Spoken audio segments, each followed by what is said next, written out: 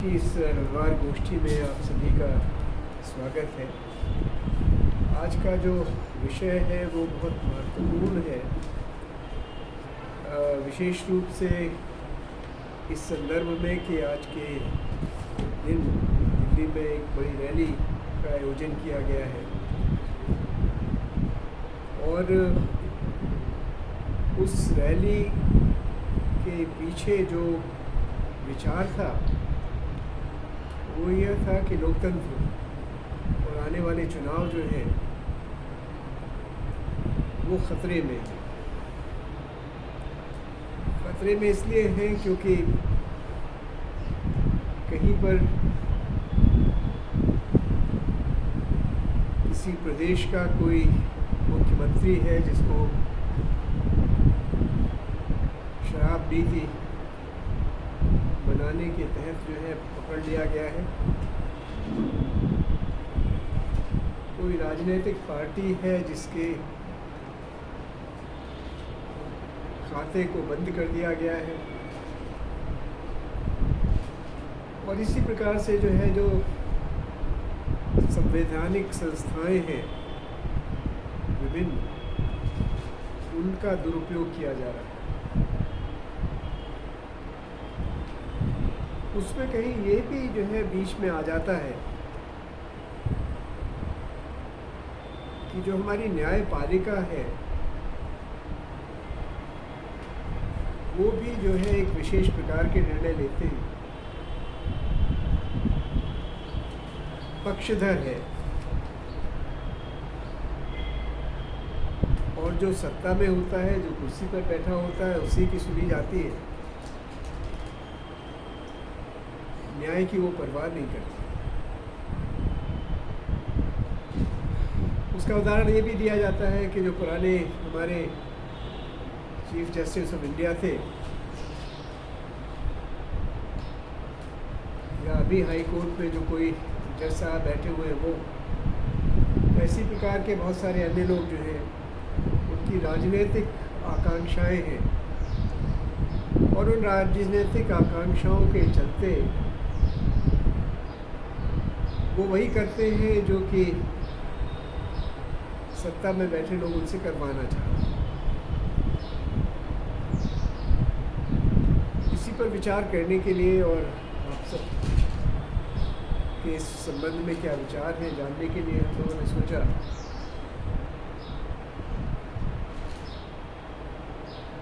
कि किस पर कुछ विचार किया जाए। अभी जो आपने गीतांशु जी से सुना उसमें भ्रष्ट राजकाज की जो का विषय था वो प्रमुख था और अगर वो राजकाज जो है भ्रष्ट नहीं होना है और ऐसा ही लोकतंत्र में चाहिए तो हमें क्या करना होगा। तो पहले हम तथ्यों को समझ लें और फिर उसके बाद हम आगे बढ़ें।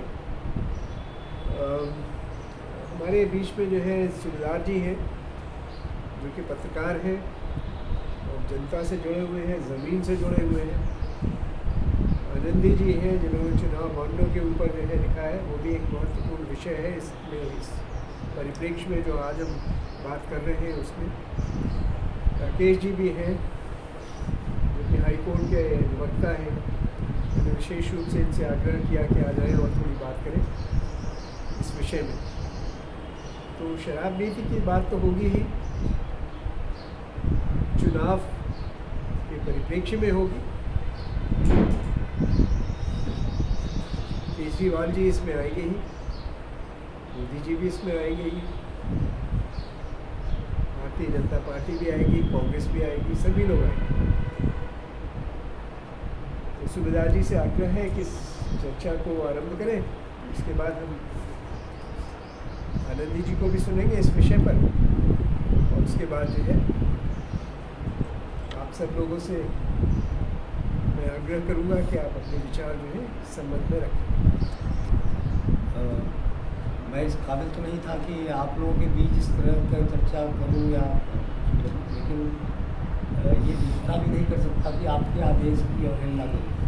तो मैंने जो ज़िंदगी के पिछले 40-50 सालों में जिया है, समाज, अखबार और समुदाय के लिए जिया है, उसी में बहुत सारे अनुभव हैं हमारे पास, जिसमें से हम कुछ आपके बीच रखना चाहते हैं। और उस सारे अनुभव जो हैं, आज का विषय जो है उसको छूते हुए हैं। आप देखेंगे कि किस तरह से एक दूसरे से चीज़ें लिंक हो रही हैं और किस तरह से ये शराब से लेके और सत्ता और पूंजीपति वगैरह वगैरह कहाँ तक होगा। मैं थोड़ा से बोलने में थोड़ा सी दिक्कत हो रही है, क्योंकि उधर तोड़ फोड़ मेरे इलाके में बहुत ज़्यादा है, तो धूल की वजह से, मौसम की वजह से। तो अगर आवाज़ न जाए तो बताइएगा हम कैसे करें। आज का जो विषय दिया गया है, शराब, काली कमाई और चुनाव, और आज का जो तारीख है, ये इस विषय के लिए बहुत ही महत्वपूर्ण है। राष्ट्रीय परिदृश्य में शराब को लेकर जो हो रहा है, सब ने जिसको इशारा किया वो आप देख रहे हैं। केजरीवाल जी जेल में हैं, उनके मंत्रिमंडल के कई सारे लोग जेल में हैं। एक सरकार के ऊपर संवैधानिक संकट की स्थिति बन गई है। दूसरा, जो शराब नीति का जो शराब की नीति का जो मतलब उनका चलन में होता है, उसमें आज का दिन बड़ा महत्वपूर्ण होता है। 31 मार्च को जो है इतना बड़ा महत्व होता है कि एक ही दिन में करोड़ों का, अरबों का वारा नहरा होता है। आज एक दिन की चक्कर हम इस पर भी बताएंगे कि आज के इस एक दिन का क्या महत्व है। और बाकी आसन्न चुनाव हैं, चुनाव में फिर वही हथकंडे अपनाए जाएंगे, फिर शराब केंद्र में रहेगा, फिर इसके विविध तरीके के उपयोग किए जाएंगे। तो हमारे उदाहरण इस अर्थ में भी कुछ काम आएंगे। दूसरा, हम ये बताना चाहते हैं कि मैं रसायन शास्त्री हूँ, शराब की बताऊँ कि शराब में क्या होता है, कैसे होता है।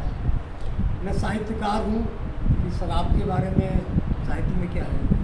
लेकिन जो शराब का दुष्परिणाम रहा है समाज पे और जो सीधे दिखाई पड़ता है, उसी को लेकर मैं कुछ उदाहरण आपके बीच में रख रहा हूँ।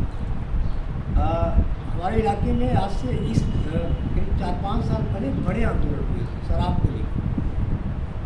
कॉमरेड आशीष मित्तल जी की पूरी टीम लगी थी और पूरे जो जमुना की बेल्ट है, जमुना की पट्टी यहाँ से लेके प्रताप वहाँ तक महिलाएं लाठी, डंडा, चिमटा जिसकी जो था उठा ली थी और ये लगा था एक क्रांति आ जाएगी और शराब पूरी तरह से बंद हो जाएगी। लेकिन किस तरह से राजनीतिज्ञों ने कितना उसका किस तरह से फूट डाला, किस तरह से दुष्प्रचार किया और किस तरह से उसको डाइवर्ट किया कि पूरा आंदोलन बिखर गया।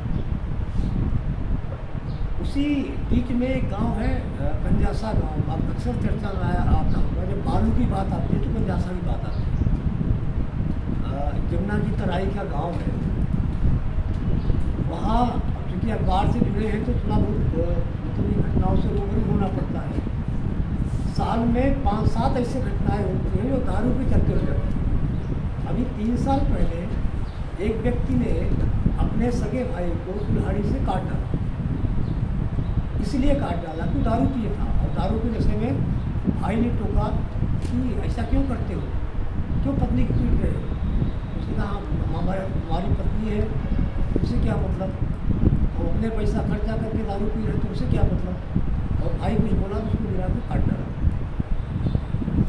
एक मजदूर ने अपनी माँ को काट डाला उसी एक गांव में, कंजासा गांव में। फिर लोगों की टीम गई, ये विवेचना हुई कि आखिर ऐसे अपराध क्यों हो रहे हैं।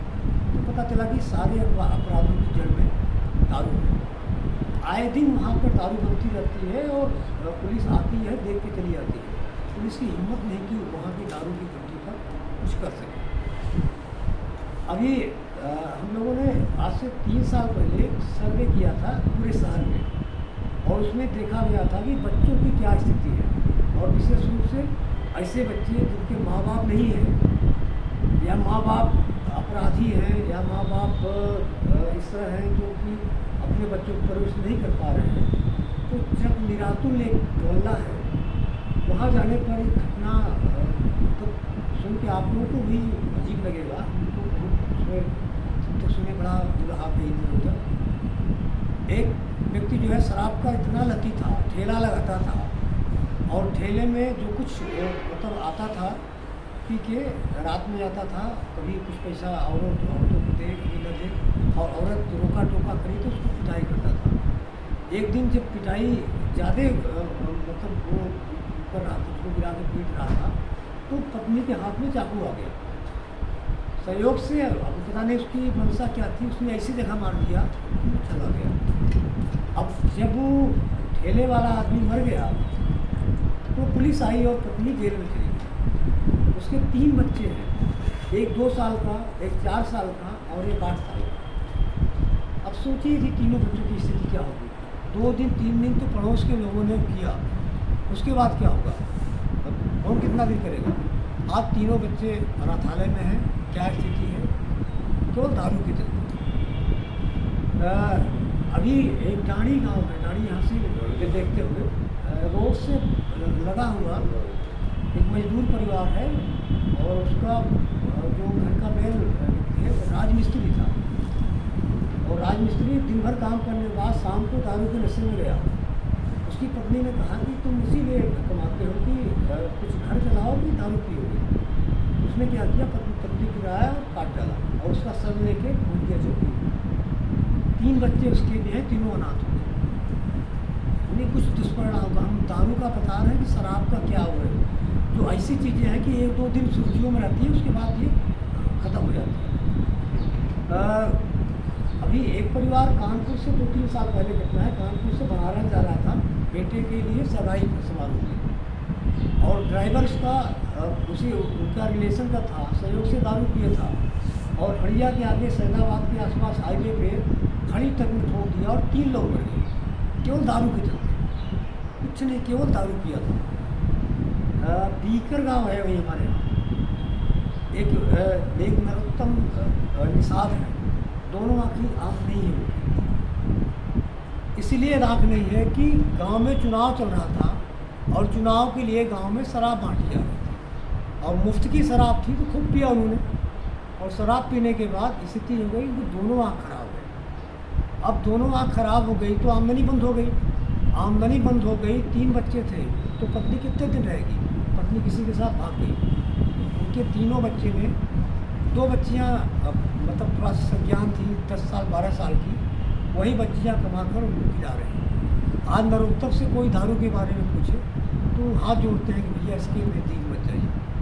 तो ये तो मतलब छोटे छोटे उदाहरण हैं जो दारू के चलते हो रहे हैं। इतना सब कुछ जानते हुए भी सरकार क्या कर रही है, अंकुश लगा रही है, नहीं लगा पा रही है, बड़े पैमाने पर चर्चा की बात है। जब भी इस तरह चर्चाएँ होती हैं, ये हो जाता है जो शराब बेचने से राजस्व आता है उससे सरकारें चलती हैं।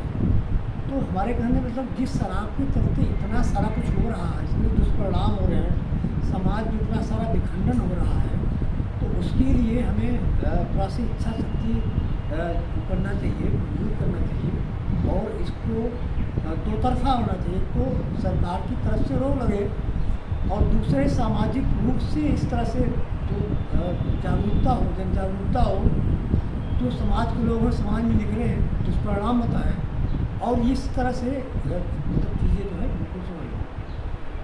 कुछ सालों तक हमें बिहार के कुछ क्षेत्रों में काम करने का मौका मिला। आज भी हमारे कुछ साथी बिहार में काम कर रहे हैं, उनसे संपर्क में है आज। आप लोग जानते हैं कुछ सालों से बिहार में पूर्ण रूप से शराबबंदी है, लेकिन ये शराबबंदी गरीब परिवारों के लिए कितना बड़ा आफत लेके आई है, ये आप लोग दूसरा पक्ष में सुनते होंगे।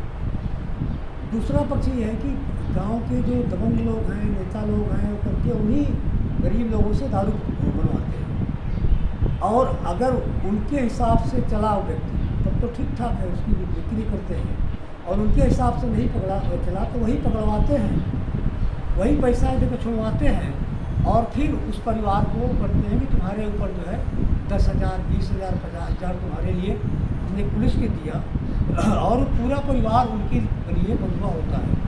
परिवार का केवल पति पत्नी नहीं, पति पत्नी और बच्चे, ऐसे हजारों परिवार हैं। क्योंकि दारू की मतलब ये शराबबंदी का वो है। और क्योंकि अब शराब जो चीज़ हमें रोकी जाती है, एक स्वाभाविक है उसकी ज़्यादा अमर होती है या ज़्यादा होता है। तो अब आप खगड़िया है या तमाम जो वहाँ पर किनारे के नदियों के किनारे के कस्बे हैं, हर कस्बे में देखेंगे शराब की भट्टियाँ पनपती हैं। पुलिस वाला जाता है, पहले तो हफ्ता लेता है, अगर हफ्ता कहीं से मिला तो पकड़ के ले आता है 2 दिन 4 दिन, क्योंकि संज्ञेय अपराध है, वहाँ जेल भी भेजा जाता है। तो इस तरह से है शराब को लेके। मतलब शराब ने एक तरह से पूरे हमारे समाज को छिन्न भिन्न करके रख दिया है। और इस पे अगर हम लोग गंभीरता से नहीं सोचेंगे, गंभीरता से नहीं पहल करेंगे, तो आगे आने वाले समय में और भी बुरी स्थिति होगी। समाज में अब वर्तमान में क्या दिख रहा है, इसका भी एक आईना दिखाते हैं। अभी पिछले दिनों सराय नायक के पास, हनुमान मंदिर के पास बहुत सारे रिसार्ट खुल गए। पहले जो गेस्ट हाउस हुआ करते थे, रिसार्ट का नाम दिया उन्होंने, सारा कुछ कर दिया। एक रिसार्ट में हमारे यहाँ एक बड़ी पूंजीपति के बेटे का वो था, तिलक था, सारे लोग इन्वाइट थे, मुझे भी इन्वाइट किया था। तो जो वहाँ के लड़के के बाप थे, उस गेट पर खड़े सबको मिलते थे। तो जहाँ होता था उसको भेजते थे, आप यहाँ जाओ, आप यहाँ जाओ, आप यहाँ जाओ। मैं भी गया, मिला उधर, भैया आप इधर क्या है? इधर क्या है? उधर आपके लायक नहीं है। हमारे लायक ऐसा क्या है जो नहीं है? हम नहीं खाएंगे, हम देख तो नहीं क्या है इधर। अरे कहे आप जाएंगे तो उधर बड़ा दिक्कत वाला है, बताइए क्या हो। कैसे चलिए आपको बताएंगे। चलिए बहरहाल उनका सम्मान किया, हम उधर चले गए। बाद में पता चले कि अपने मेहमानों के लिए उन्होंने इस तरह से कर लिया है कि जो दारू के शौकीन लोग हैं उधर जाए, पहले अपने मनपसंद का दारू पिए, फिर जाके अपना डिनर खाना और खाना। आजकल शादियों में एक फैशन सा हो गया है कि अगर दारू नहीं दिया उसने तो कुछ नहीं किया। तब ये समाज के जो टूटल है, जो समाज में ये नई चीज़ें, नई गंदगी आ रही है, इस पे हमें समाज के लोगों को ही खड़ा होना होगा। सरकार को भी साथ में आना पड़ेगा। लेकिन सरकार में जो जा रहे हैं, ये बहुत कुछ सरकार के दारू के उस पर बैसाखी के सहारे ही जा रहे हैं। तो हम उनसे तो उम्मीद नहीं करेंगे कि उस पर पहल करेंगे। अब सरकार के बैसाखी के सहारे जा रहे हैं, ये चीज़ भी हम अभी आपको अपने जितना हमको जानकारी है उसके हिसाब से बताएंगे। दूसरा, शराब के अलावा एक इसमें था काली कमाई। तो काली कमाई के उपयोग कर दें कि 85-90 के बीच में एक इलाहाबाद में एक टाकीज बना था, सर 85-85 के आसपास, चंद्रलोक टाकीज। और चंद्रलोक टाकीज जब बना था तो लोग टाकीज में पिक्चर नहीं देखने, बहुत सारे लोग आते थे कि चंद्रलोक टाकीज देखा जाए, कितना अच्छा टाकीज था। उस समय का अपने में एक अकेला टाकीज था। और उसका बनवाने वाला कौन था? राजा राम जायसवाल, जो इस मतलब जिले का सबसे बड़ा शराब व्यवसायी था। आप सोच सकते हैं कि कितनी बड़ी आमदनी होगी, इतना बड़ा। इसके अलावा दसियों कोठी, बैंक बैलेंस क्या क्या था। अभी हम 10 साल पहले घटना बताएं, घटना नहीं है, हमारे यहाँ से एक ट्रेन चला करती थी जो इरादागंज स्टेशन से वैष्णो देवी जाती थी। आप लोगों ने शायद किसी ने सुना होगा, नहीं सुना सुन लीजिएगा। इरादागंज स्टेशन पर ट्रेन लगती थी, वहाँ जिसको भी ट्रेन में बैठता था, ट्रेन वैष्णो देवी तक जाती थी। वैष्णो देवी दर्शन कराती थी और दर्शन कराने के बाद इरादगंज स्टेशन पर उतार देती। बीच में खाने पीने का सारा इंतजाम जो है फ्री होता। ये कौन करता था बताएं?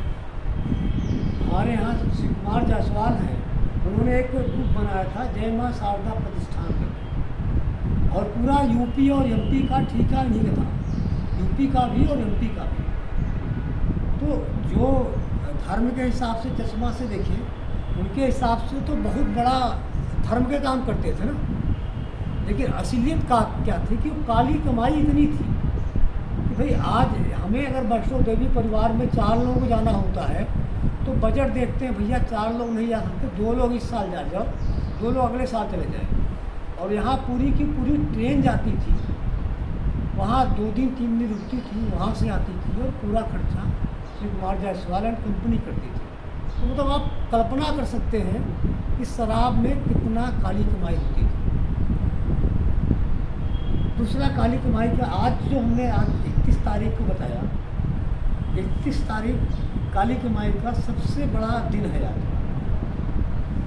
आज के दिन क्या होता है कि चूँकि जो नए शराब नीति में जो टेंडर होता है 1 अप्रैल से 31 मार्च तक का होता है, तो जितने भी ठेके हैं, कोई प्रदेश का ठेका लिया होगा, कोई जिले का ठेका लिया होगा, कोई एक कस्बे का ठेका लिया होगा, तो सारे ठेके का आज का अंतिम दिन है। आज के बाद अपनी शराब नहीं बेच पाएंगे। तो लोग करते क्या है कि जितना भी उनका स्टॉक होता है उसको खपाते हैं, और खपाने के विभिन्न तरीके हैं। कुछ तो काला बाजारी करते हैं, कुछ को कहीं डंप करवा देते हैं, कुछ को रेट कम करके देते हैं, वगैरह वगैरह कम करके। मतलब सरकार का ये है कि आपका स्टॉक बचा है उसको आप जमा करिए, सरेंडर करिए। और ये करते क्या है कि इसको सारा कुछ करके अगर यूपी में आज अंतिम दिन उसको एमपी में भेज दिए, महाराष्ट्र भेज दिए, वगैरह भेज दिए। तो एक तो ये करते हैं, और आज के दिन करोड़ों की कमाई होती है, अरबों की कमाई हो जाती है जो शराब से जुड़े लोग।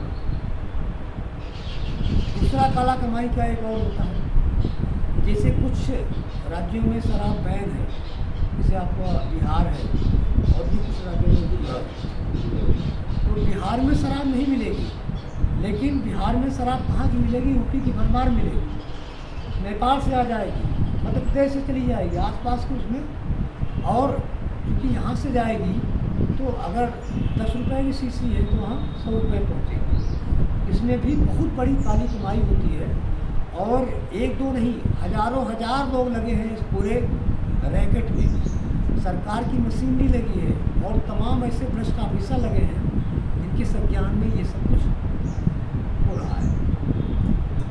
इसके अलावा जैसे वैसे पूरे साल भर जो है, अब एमपी में शराब जो है यहाँ की अपेक्षा सस्ती है, यूपी में महंगी है।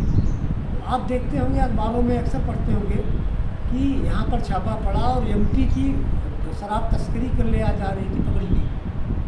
तो वहाँ पे सस्ती मिलती है, वहाँ पर लोग कहीं पर गाय के नीचे छिपा के, कहीं पर इसके नीचे छिपा के बड़े पैमाने पर ले आकर यहाँ तस्करी करते हैं। तो कहने का मतलब ये काली कमाई का बहुत बड़ा वो है, सोर्स है शराब। और जब काली कमाई आदमी करता है तो सफ़ेद जब मेहनत से आप कमाते हैं उसका बजट बनाते हैं, नहीं सब्जी खरीदना है, कपड़ा खरीदना है, बच्चों को फीस देना है। और जब अनाज शराब की कमाई आ जाती है तो बैंक में तो जाएगी नहीं ना, उसको ऐसी जगह रखा जाएगा जो न समाज के मतलब दिखाई पड़े, न सरकार को न बैंक को। तो काली कमाई अपने साथ में बहुत सारे अपराध लेकर भी आती है। तो मतलब ये है शराब, काली कमाई। और अगला है चुनाव।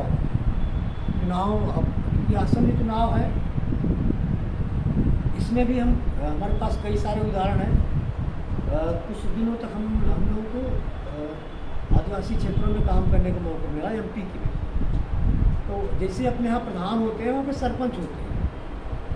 तो हम लोग की टीम जो थी गांव में ये कर रही थी, भाई चुनाव है तो चुनाव लोग निष्पक्ष चुनाव करेंगे, कोई दारू पी के या मुर्गा खा के इस तरह चुनाव नहीं दे। खूब प्रचार किया गया। अगले ये था, अगले 2 दिन में चुनाव हुआ। हम लोग गए गांव में कि क्या स्थिति है। तो बहुत सारे लोग तैयार हो गए हैं जो न दारू पर दिखेंगे, न मुर्गा पर दिखेंगे, न पैसे पर दिखेंगे, वो निष्पक्ष चुनाव करने पता चला कि गांव जैसे हम लोग पहुँचे तो जो हमारे वहाँ पे कार्यकर्ता थे, 2 कार्यकर्ता दारू के नशे में बिल्कुल भयंकर झूमते हुए मिले और कहे आज अगर गांव आप जाएंगे तो आप लोग मारे जाएंगे और हमारे परिवार के लोग ही मारेंगे। सब कह रहे हैं बाहर से आके यहाँ लोग भड़का रहे हैं, अब आप लोग चुनाव तक यहाँ मत दिखाइए, यहाँ से चले जाइए। तो मतलब बाद में हमको पता चला कि वही जो सरपंच के कैंडिडेट हैं, जिन लोगों ने दारू बांटा है, उनको अपनी जो उनकी गणित है फेल हो रही थी। इस नाते उन्होंने जो लोग हैं उनको मिलाया, उनको पैसा दिया, उनके घर की महिलाओं को। अच्छा, आदिवासी क्षेत्रों में या थोड़ा सा भी जो पिछड़े क्षेत्र हैं, बनवासी हैं, मुसहर हैं, कोल हैं, यहाँ पर महिलाएं भी दारू पीती हैं, भयंकर दारू पीती हैं। तो वहाँ की महिलाओं को भी दारू पिला के इस तरह उनके माइंड को डाइवर्ट कर दिया गया था। एक स्वर से सारे लोगों ने कहा कि आप जाओ, आप बाहरी लोग, हम अपना सरपंच चुन रहे हैं, आप लोग क्या क्या मतलब। अभी ये जो इलाका है पूरा जमुना के बेल्ट का इलाका, यहाँ पर पिछले सालों नाम लिया सकता है ये करवड़िया बंधु चुनाव लड़ा करते थे। उदय भान करवड़िया वहाँ के विधायक हुआ करते। ये पूरा बेल्ट जो है लाल सलाम का बेल्ट हो गया था। लाल सलाम मतलब ये सब हर बुरे काम का विरोध करते थे लोग। बालू में हफ्ता नहीं देंगे, दारू अड्डा नहीं चलेगा, वगैरह वगैरह। तो ये जो पार्टी है जो जिसका सत्ता चल रही है और जिसके विधायक चुनाव लड़े, लोगों ने सोचा अब इस पूरे बेल्ट में, यमुना के बेल्ट में अगर निषाद परिवार के लोग वोट नहीं पाएंगे तो हम तो चुनाव हार जाएंगे। ये लोगों ने वही किया कि अपने एजेंट फिट कर दिए। उठी है, आप देखिए फलाने के बाद यहाँ है, मतलब इस तरह से किया, शराब का सहारा लिया, पैसे का सहारा लिया और स्थिति आ गई कि गांव 10वें टुकड़े में हो गया। और जहाँ पर ये पूरा बेल्ट माना जाता था कि ये पूरा बेल्ट जो है मतलब लाल सलाम का गढ़ है या ऐसे लोगों का गढ़ है जो हर जो है गलत काम का विरोध करते हैं।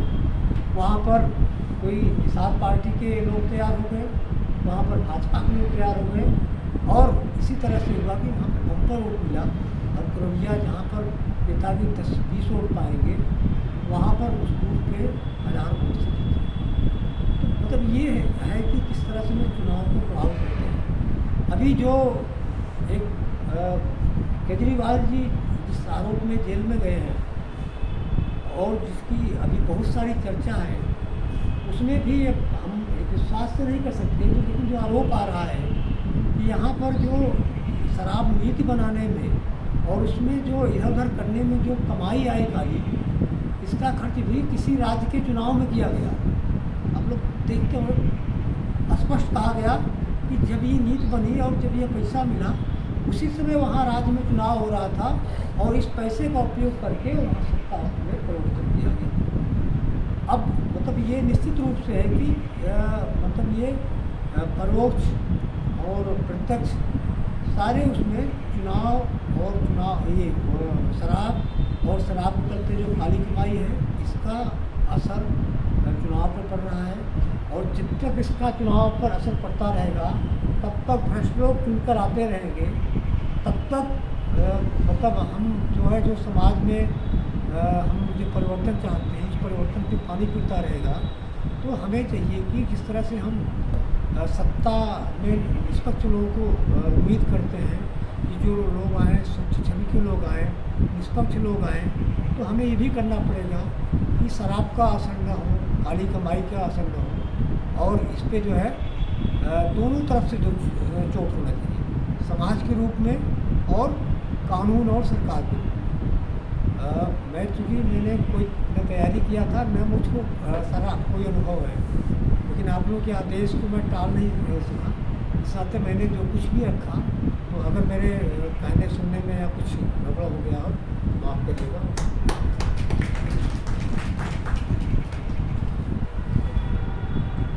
जी ने जो बातें रखी हैं उससे हम सभी सहमत होंगे। थोड़ा सा जो है आनंदी जी से भी सुन लें इस विषय पर, उसके बाद हम लोग आपस में चर्चा करें।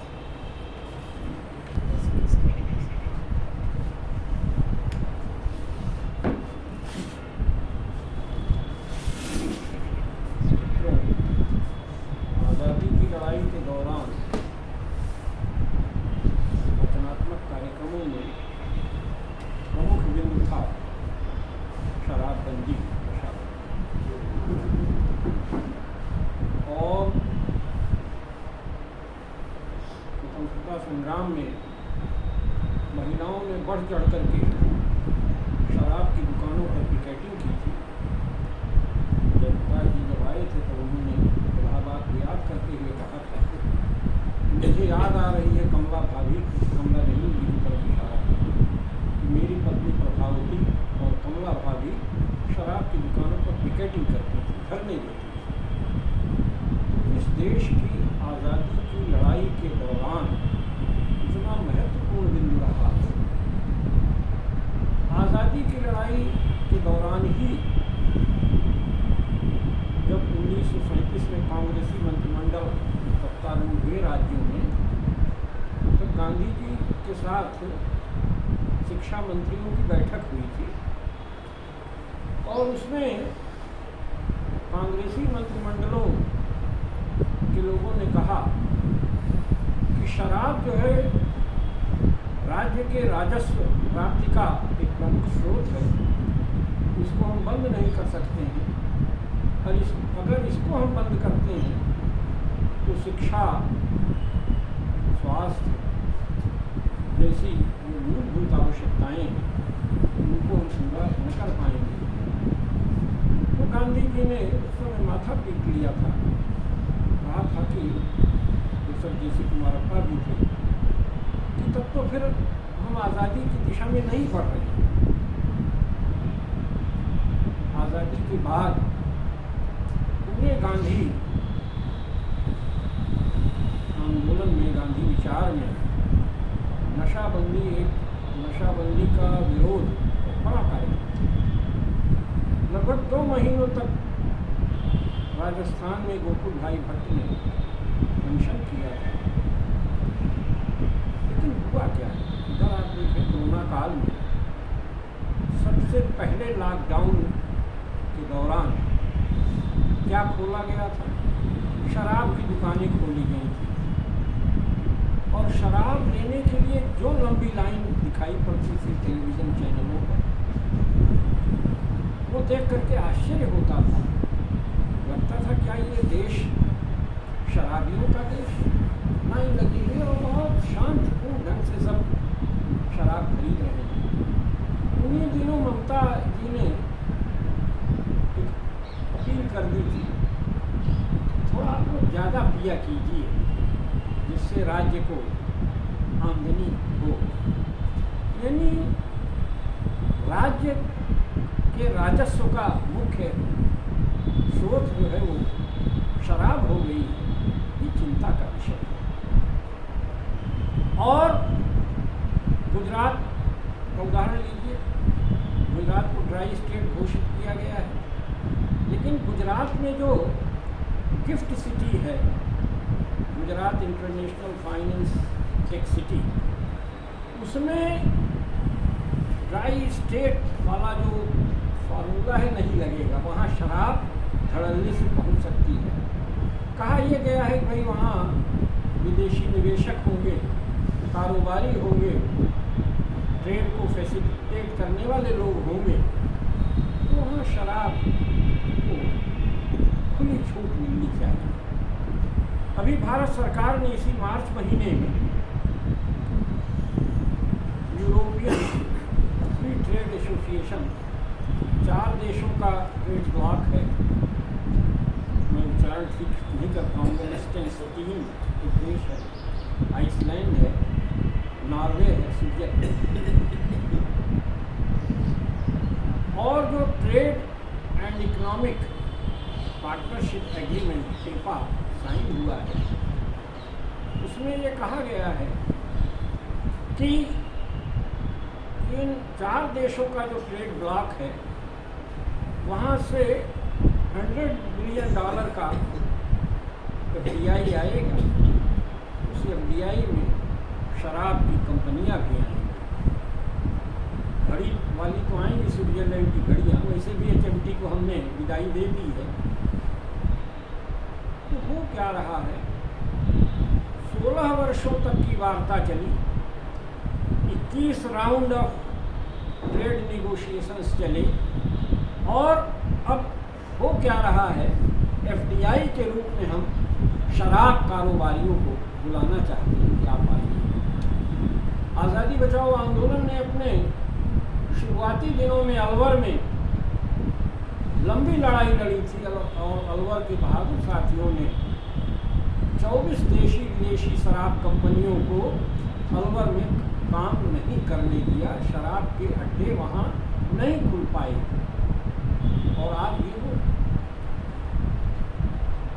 तो मित्रों, ये जो शराब माफिया है, लैंड माफिया है, शिक्षा माफिया है, खनन माफिया है, ये जो ठेकेदारी प्रथा है, ये लोग पैसा दे रहे हैं चुनाव में, और ये चुनाव में उम्मीदवार भी किसको हम लोग हम मतलब मैं दलों की बात कर रहा हूँ, दल किसको उतारते हैं जो एक क्राइटेरिया पर फिट हो, वो जीतने वाला उम्मीदवार हो। उसकी नैतिकता से, उसके सिद्धांत से कोई मतलब नहीं है, कहाँ से आया है, क्या पृष्ठभूमि है, कोई मतलब नहीं है। अगर उसमें विनेबिलिटी है, जीतने की क्षमता है, पैसा खर्च करने की क्षमता है, तो उसको राजनीतिक दल चुनावी मैदान में उतारते हैं।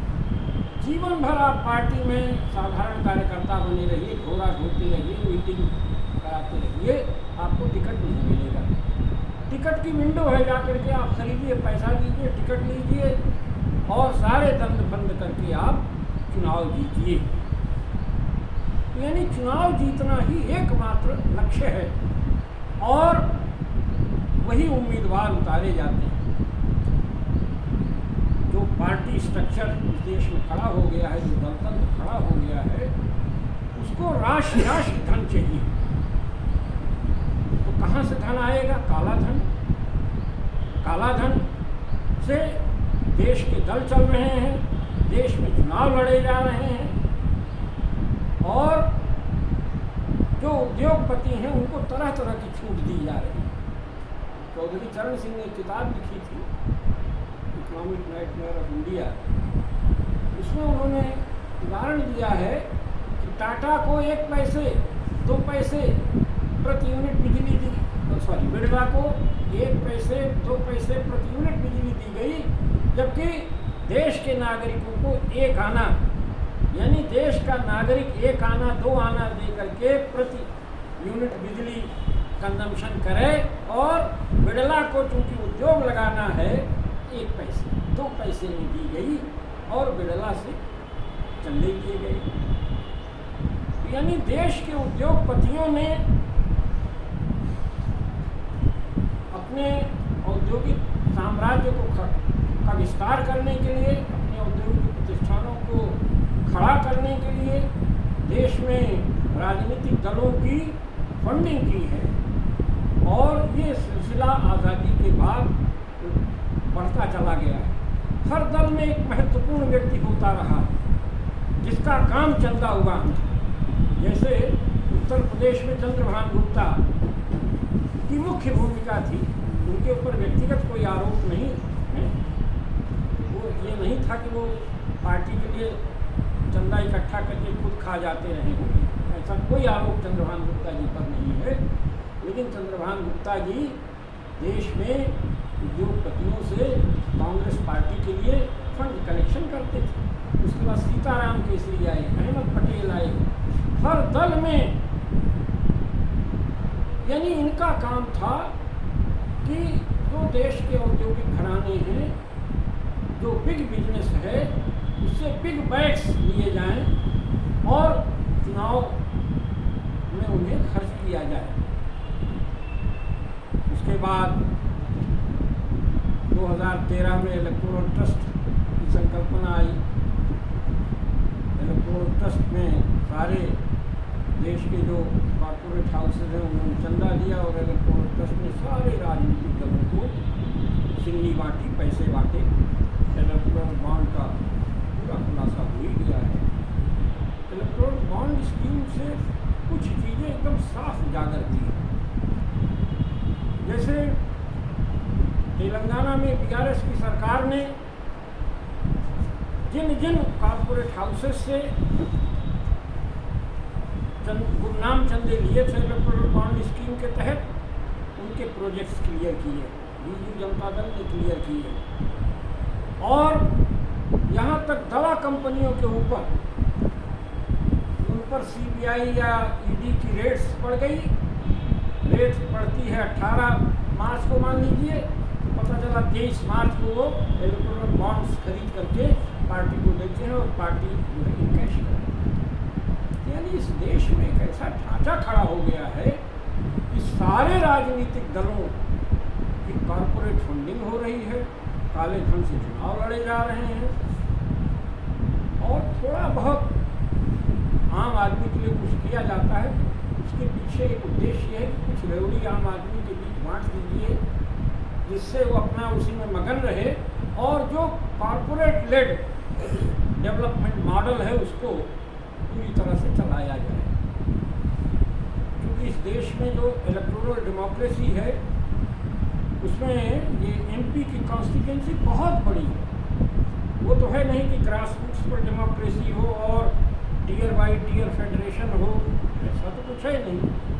एमपी का निर्वाचन क्षेत्र इतना बड़ा है और इतना पैसा खर्च किया, 95 लाख तो घोषित रूप से खर्च किया जा सकता है, अघोषित रूप से कितना खर्च किया जाता है। दलों के खर्चे इतने ज़्यादा हैं कि अगर चुनाव में किसी दल को किसी राज्य में बहुमत भी मिल जाए तो उसके सामने सबसे बड़ा संकट है कि जो एमएलएज रूपी भेड़े हैं उनको कैसे इकट्ठा रखा जाए, कहीं कोई ठग न जाए। इसलिए रिजॉर्ट्स में ले चलते हैं, कितना खर्चा होता है। और दूसरा शिकारी की तरह लगा हुआ है कि कैसे आप करोड़ों रुपए दे करके और आप विधायक को अपने पाले में कर लें। जिस तरह का खुला खेल बरखाबाजी चल रहा है वो बहुत ही शर्मनाक है। यानी जो लोग राजनीति में हैं, कुछ विशिष्ट अपवादों को छोड़ दीजिए, तो ज़्यादातर लोगों की कोई विचारधारा नहीं है, कोई नैतिकता नहीं है, कोई साधन शुद्धि नहीं है, कोई शुचिता नहीं है। एकमात्र लक्ष्य जो है वो कुर्सी है। इसीलिए कभी कभी निकलता है, कुछ संस्थाएं इस देश में हैं जो काफ़ी काम कर रही हैं। उनमें से एक उल्लेखनीय संस्था है एसोसिएशन फॉर डेमोक्रेटिक रिफॉर्म्स, एडिया। वो अच्छे आंकड़े छापती है। जैसे उसने छापा था कि 2014 में जो लोग चुन करके आए थे उन्होंने, उनके पास उस समय उन्होंने कितनी संपत्ति घोषित की थी। 2019 में जब वो चुनाव लड़ने लगे 5 वर्षों में किसी की संपत्ति 6000% बढ़ जाती है, किसी की संपत्ति 8000% बढ़ जाती है, किसी की संपत्ति यानी 10,000%, 8,000%, 100-200% नहीं बढ़ जाती है। और करोड़ों रुपए दे करके लोग 95 लाख खर्च करना एक सीमा बताता है कि आम आदमी तो चुनाव के बारे में सोच नहीं सकता है। ये जो लोकतंत्र का ढांचा इस देश में खड़ा हुआ है उसमें आम आदमी के लिए कोई गुंजाइश नहीं है। कोई पब्लिक स्पिरिटेड इंटेलेक्चुअल है या सोशल एक्टिविस्ट है, वो अगर सोचे कि हम चुनाव में तो कहीं वो, और इसीलिए आप देखें कि अचानक लोग आते हैं, फिल्म जगत से आ गए, क्रिकेट से आ गए, किसी न्यायपालिका से आ गए। जैसे 1977 का हमको ध्यान है कि राज्यसभा की सीट कोई रिक्त थी, तो उस समय कई नाम आ रहे थे, भाई ये 19 महीने जेल में रहे, इन्होंने बड़ा काम किया है और जनता पार्टी फॉर्मेशन में किया है, जनता पार्टी का प्रचार किया है, तो राज्यसभा की सीट इनको मिल सकती है। मिल किसको गई? कोई रिटायर्ड चीफ जस्टिस से समस्थान, दिनेश सिंह कांग्रेस में थे, उनको चंद्रशेखर जी ने। यानी राजनीति में जो टिकट बंट रहा है ये आवश्यक नहीं है कि वो व्यक्ति अपने क्षेत्र में जाना जाता हो, अपने क्षेत्र में उसने कोई ग्रास रूट्स वर्क किया हो, अपने क्षेत्र का पॉपुलर चेहरा हो, कोई इससे लेना देना नहीं है। पैसा लीजिए, टिकट लीजिए, चुनाव पैसा अंधाधुंध फूकिए, चुनाव लड़ करके सत्ता में आइए, और आपकी पहली और आखिरी वफादारी जो है वो कुर्सी के प्रति है। इस देश में लोकतंत्र के नाम पर जो ढकोसला चल रहा है वो काफ़ी शर्मनाक है। और दिक्कत यह है कि 70 के दशक में कुछ लोग होते थे जो कहते थे कि लोकतंत्र को वास्तविक कैसे बनाया जाए, लोकतंत्र को सार्थक कैसे बनाया जाए, इस दिशा में काम हो। देश में विमर्श के लिए उन्होंने विचारविंद छींट दिए थे। जैसे जयप्रकाश जी ने तो लंबे लेख लिखे थे, उन दिनों हिंदुस्तान टाइम्स में छपे थे, मॉरल रिजनरेशन को लेकर के, और उन्होंने भ्रष्टाचार के बारे में, महंगाई के बारे में, कुशिक्षा के बारे में, कुशासन के बारे में सारी बातें लिखी। और राइट टू रिकॉल होना चाहिए, जनता अपने प्रतिनिधियों पर अंकुश रख सके, लोगों की कमेटियां बननी चाहिए, तरह तरह की चीज़ें पब्लिक डोमेन में चर्चा। आज कहीं कोई चर्चा नहीं, आज कहीं कोई राइट टू रिकॉल की बात नहीं, आज कहीं ये नहीं है कि प्रतिनिधियों पर जनता अपने अंकुश कैसे रखेगी। प्रतिनिधि की वफादारी जिन लोगों ने चुन करके भेजा, उनके प्रति इसकी कहीं कोई चर्चा नहीं। सारी चर्चा इस बात को लेकर के है कि किस तरह से देश में सत्ता हथियाई जाए और पूरी तरह से इलेक्टोरल ऑटोक्रेसी की तरफ देश बढ़ रहा है। और बांग्लादेश में जो चुनाव हुए थे, फरवरी को हुए थे शायद, वहाँ पर विरोधी दल के प्रायः अधिसंख्य नेताओं को जेल में डाल दिया गया था। बांग्लादेश नेशनलिस्ट पार्टी ने तो विधिवत चुनाव के बहिष्कार का ऐलान किया और वहाँ पर डमी कैंडिडेट्स खुद सत्तारूढ़ दल ने खड़े किए और वहाँ पूर्ण बहुमत प्राप्त किया। यानी वन पार्टी रूल की तरफ बांग्लादेश चल रहा है।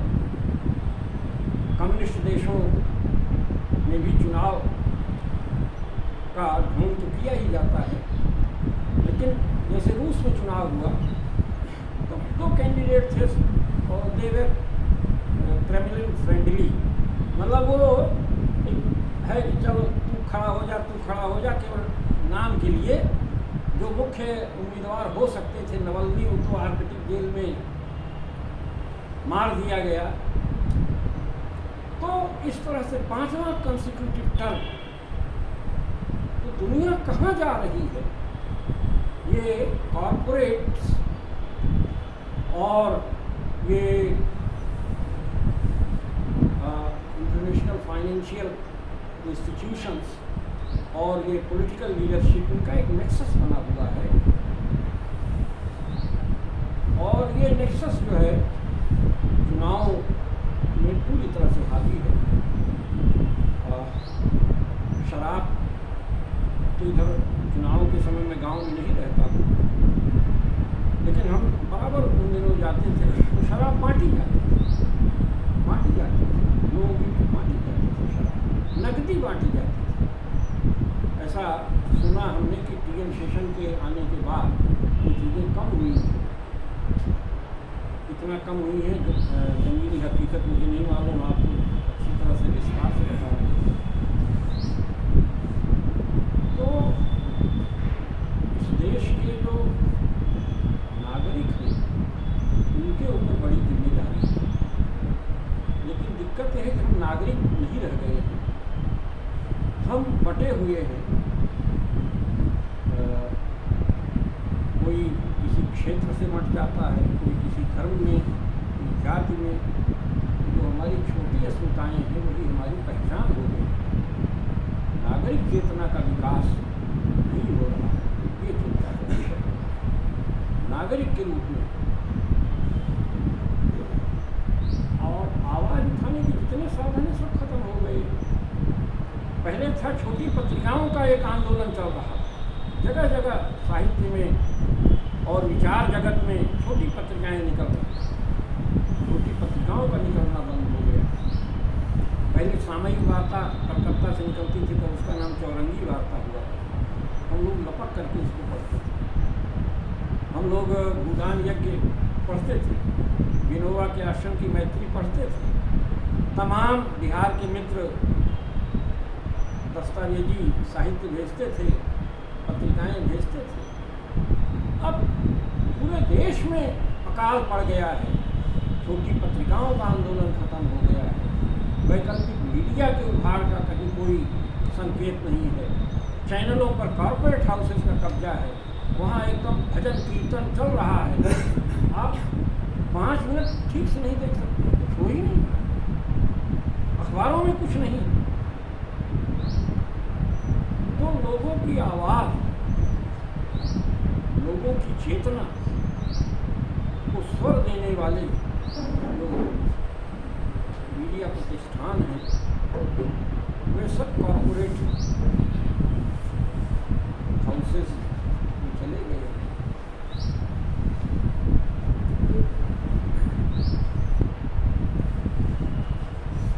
एक बहुत बड़े संकट का दौर चल रहा है। मैं अंत में इस बात को हर जगह रेखांकित करता हूँ कि देश में लोकतंत्र के लिए तमाम चीज़ें होनी चाहिए, स्वतंत्र न्यायपालिका है, मीडिया है, लेकिन सत्तारूढ़ दल तो रहेगा ही, विपक्षी दल हो, लेकिन सबसे ज़्यादा महत्वपूर्ण है कि देश में जो इंटेलेक्चुअल क्लास है, जो बौद्धिक वर्ग है, उसका तेज प्रकट होना चाहिए, उसका सत्व प्रकट होना चाहिए और एनलाइटेंड पब्लिक ओपिनियन होनी चाहिए, लोगों की चेतना, लोगों के संगठन होने चाहिए जो सत्ता और दल की राजनीति से अलग हों और जो लोक नीति को प्रतिबिंबित करें, ऐसे संगठनों की आवश्यकता है। 1970 में हम देखते थे ऐसे संगठन थे, अब ऐसे संगठन जो थे वहाँ भी मैं देखता हूँ कि वो फौरी कार्यक्रमों में लग गए। फौरी कार्यक्रम का मतलब क्या है? जैसे डॉक्टर लोहिया अपने समय में उन्होंने गैर कांग्रेसवाद का नारा दिया था और गैर कांग्रेसवाद की धुन में यहाँ तक चले गए थे, उन्होंने कह डाला था कि कांग्रेस को हराने के लिए मैं शैतान से भी हाथ मिला सकता हूँ। यानी जो नकारात्मक हम वोट देने जाते हैं तो नकारात्मक, क्योंकि हमको ये पसंद नहीं है इसलिए हम इनको दे रहे हैं, ये हमको पसंद है ऐसा नहीं, यानी हमारे पास विकल्प नहीं है तो हम इनसे बहुत नाराज हैं। दूसरा शायद चाहे और रद्दी हो उसको देते हैं। और जो चुनाव लड़े जा रहे हैं उसमें आत्मस्तुति, परनिंदा, कोरे आश्वासन, काला धन, माफियाओं का गठजोड़, ये सब देखने को मिलता है। मैंने ये बातें रखी विस्तार से, तो सूबेदार सिंह जी ने रखा है।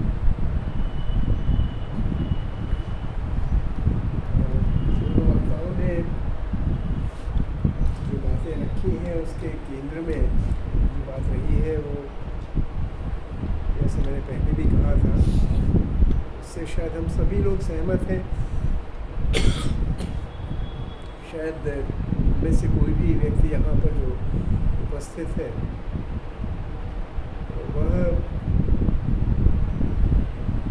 शराब के पक्ष में बोलना नहीं चाहेगा, जो बोलना भी चाहेगा तो बोलेगा नहीं।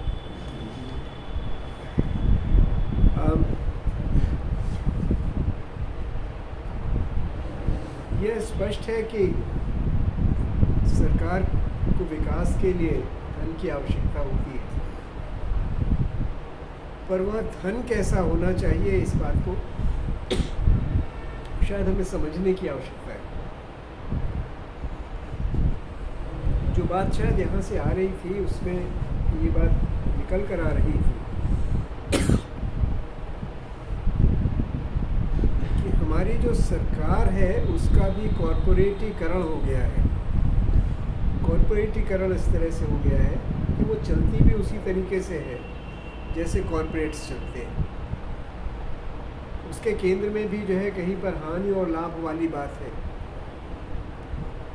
और उस हानि और लाभ के केंद्र में जब लाभ देखा जाता है तो जो कुर्सी है वो दिखाई देती है, क्योंकि वही माध्यम बनती है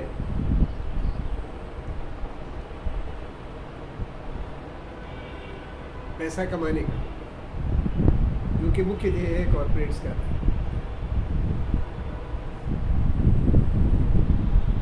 जिस तरफ शायद बात की जा रही थी और जो हम लोग अपेक्षा कर रहे थे वो यही था, जिसकी बात जो है यहाँ पर भी की जा रही है।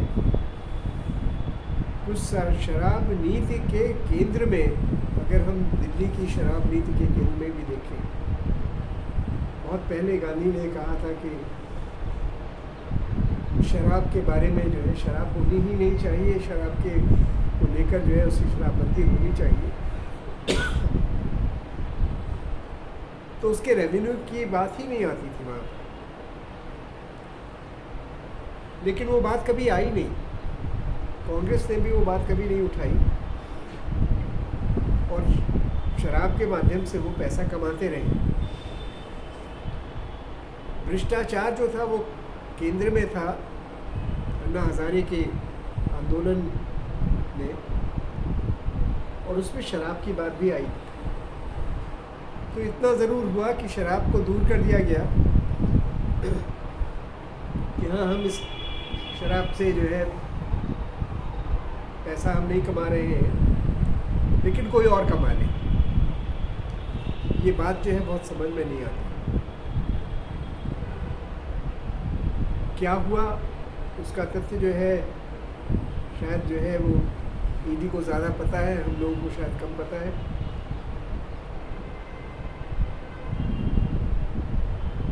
पर जो बात आती है वो ये आती है कि अगर एक अच्छे लोकतंत्र की आवश्यकता भारतवर्ष को है, तो क्या ऐसे लोग जो कि विधिपूर्वक चुने गए हैं, मुख्यमंत्री बने हैं, उनके खिलाफ एक्शन होना चाहिए या नहीं होना चाहिए? तो कहीं ऐसा तो नहीं है कि वो अपने हित को देखकर और कुर्सी को देखकर वो निर्णय लिया गया है, जैसा कि विपक्ष के लोग जो है कह रहे हैं बार बार। न्यायालयों की क्या भूमिका है इस पूरे विषय में? अगर जो है राकेश जी कुछ इस पर प्रकाश डालना चाहें तो आग्रह है कि कुछ बोले।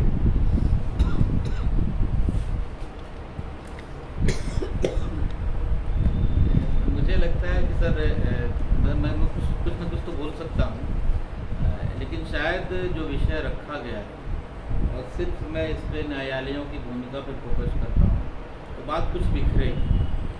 मैं बात वहाँ से पकड़ना चाहूँगा जो आनंदी जी ने अपनी आखिरी बात कही, वो बहुत महत्वपूर्ण बात है। इन्होंने एक निष्कर्ष के तौर पर कही कि हम अपनी नागरिकता खो चुके हैं।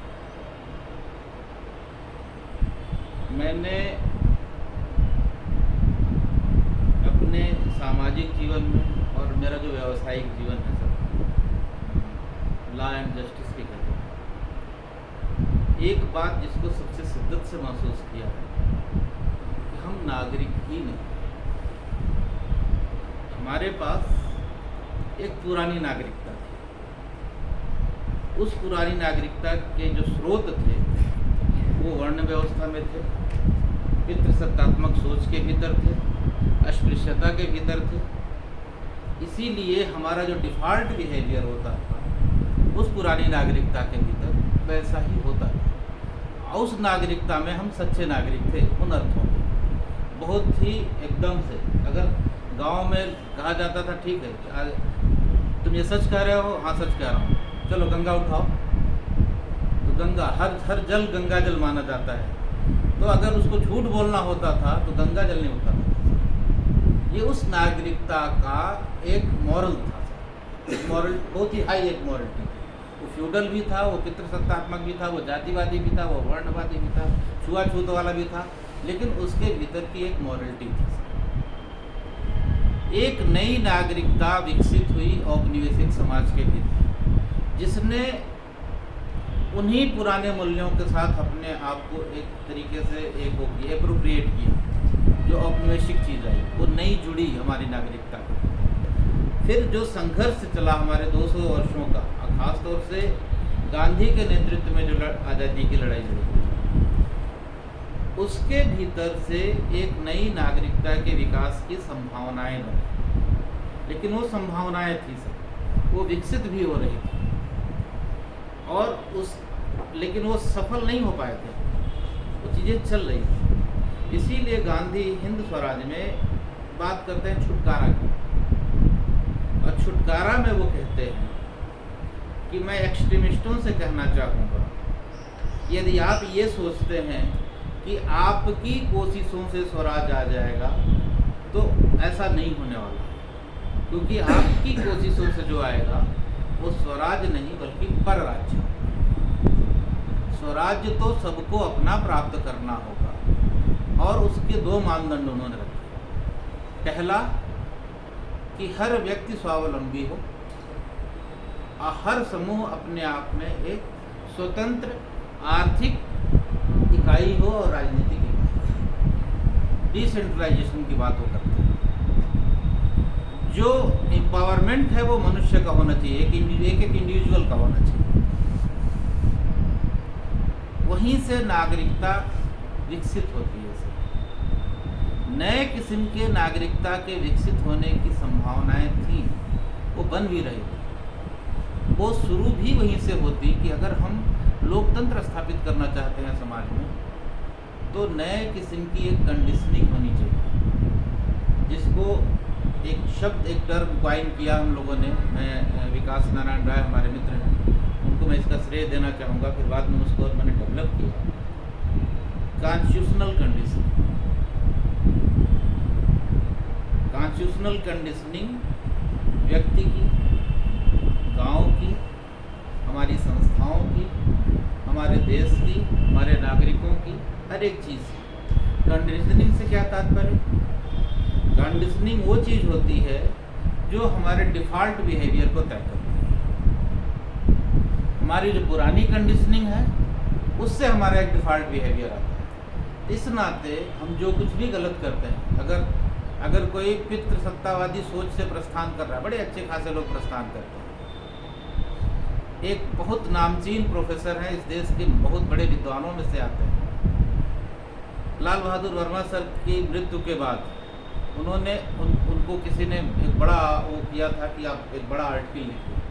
तो उन्होंने आर्टिकल लिखा और मुझे मेल किया कि आप इसको ज़रा देख लीजिए, आप उनके बड़े करीबी रहे हैं, इसमें कोई चीज़ छूट तो नहीं जा रही। मैं उनका नाम नहीं लूँगा सर, बहुत ही इज्जत पाते हैं वो समाज में। उन्होंने लिखा कि लाल बहादुर वर्मा फ्रांस गए, वहाँ पर इनका विद्वानों और महिलाओं से संवाद बना।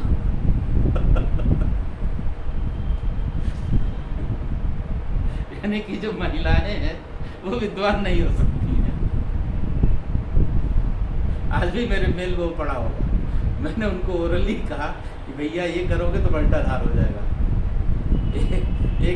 इस देश के एक बहुत प्रतिष्ठित विश्वविद्यालय में एक डिपार्टमेंट के हेड आज के तारीख में, और उससे बड़ी बात कि बहुत ही सम्मानित लेखक हैं, और सब बड़े बड़े प्रकाशन संस्थानों से भी किताबें आपकी छप रही हैं, और अच्छा काम कर रहे थे। मैं कह रहा हूँ कि अच्छा काम कर रहे हैं, लेकिन ये उनका डिफ़ॉल्ट बिहेवियर कहीं ना कहीं से आया।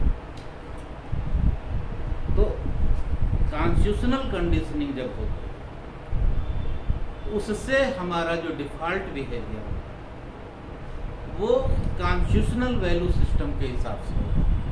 कॉन्स्टिट्यूशनल वैल्यू सिस्टम क्या होगा? पहला जो मूल्य होगा समानता।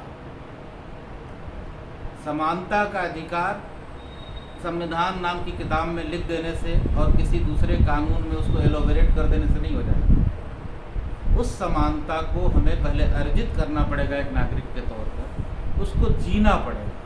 और एक नागरिक के तौर पर, एक इंडिविजुअल के तौर पर जब उस समानता को हम अपने भीतर जिएंगे, तब सच्चे अर्थों में समानता का अधिकार यह समाज हासिल करता है। यदि ऐसा नहीं होता है तो फिर जो ये हायरार्किकल सिस्टम है, कहीं भी जुडिशरी में भी वैल्यू सिस्टम क्या है?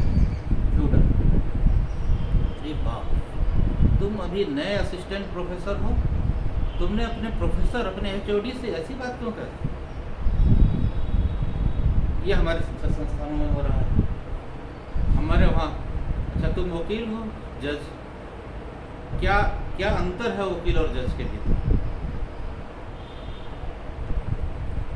स्थिति ये है सर कि ज़्यादातर मामलों में वकील मर्सी पिटीशन करता है, अपने पिटीशन में कही गई बातों को नहीं नरेट करता है, उसको प्लीड नहीं करता है, उसकी जीविका चल जाए, उसकी रोजी रोटी चल जाए, इस वाले तत्व को प्लीड करता है कि साहब हुजूर माई बाप हमारे ऊपर कृपा कर।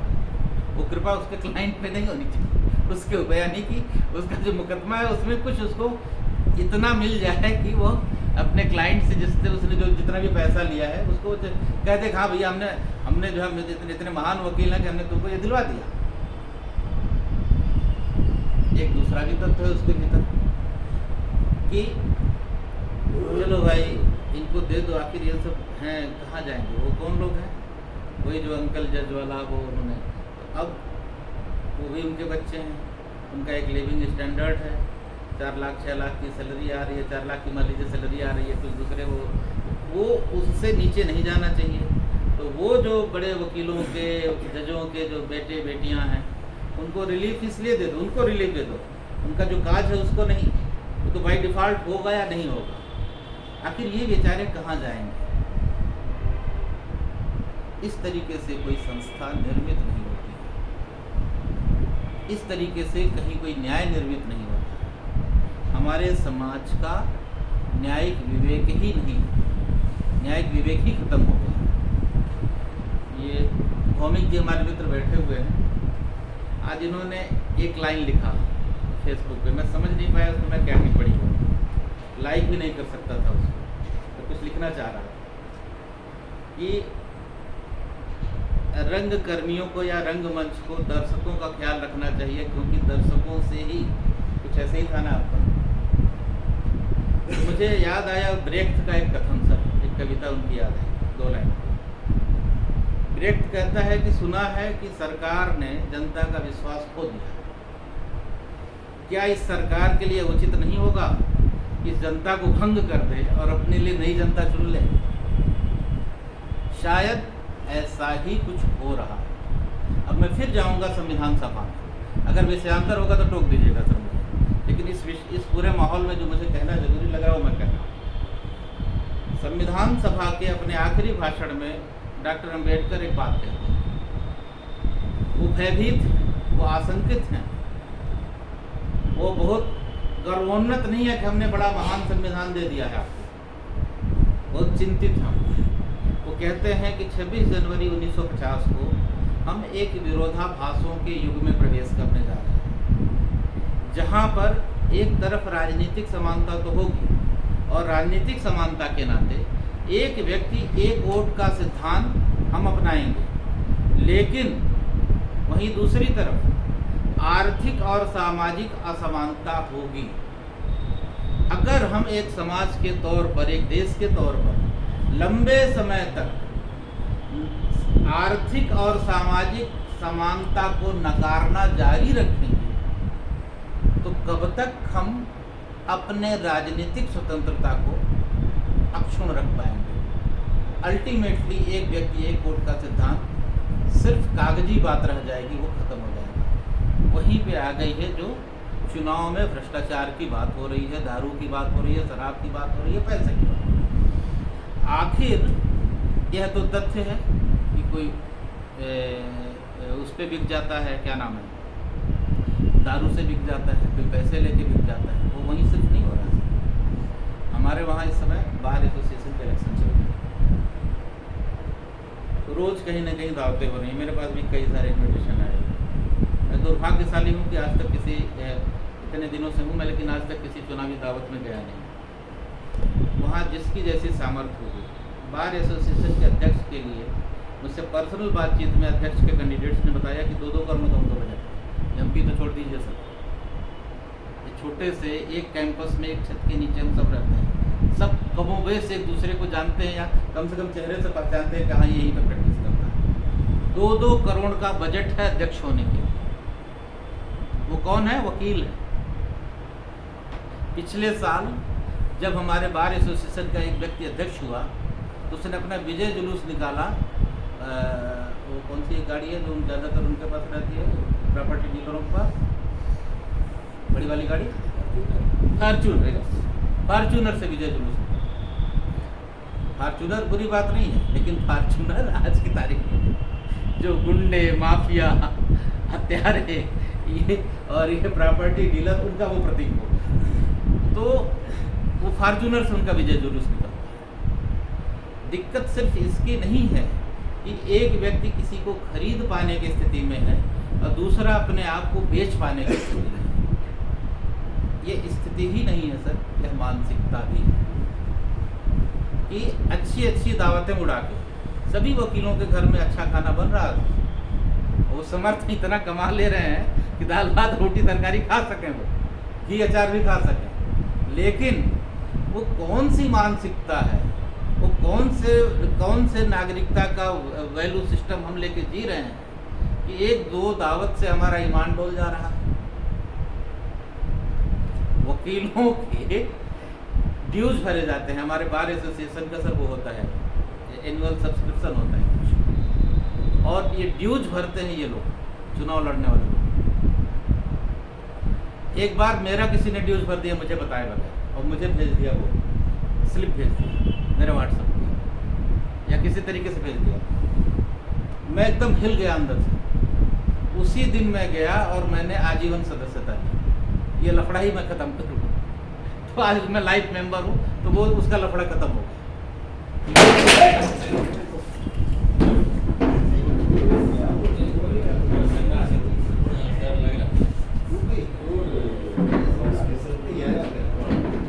उसको डबल कर लीजिए, नहीं उसी को एक दूसरी कुर्सी पर रख लीजिए।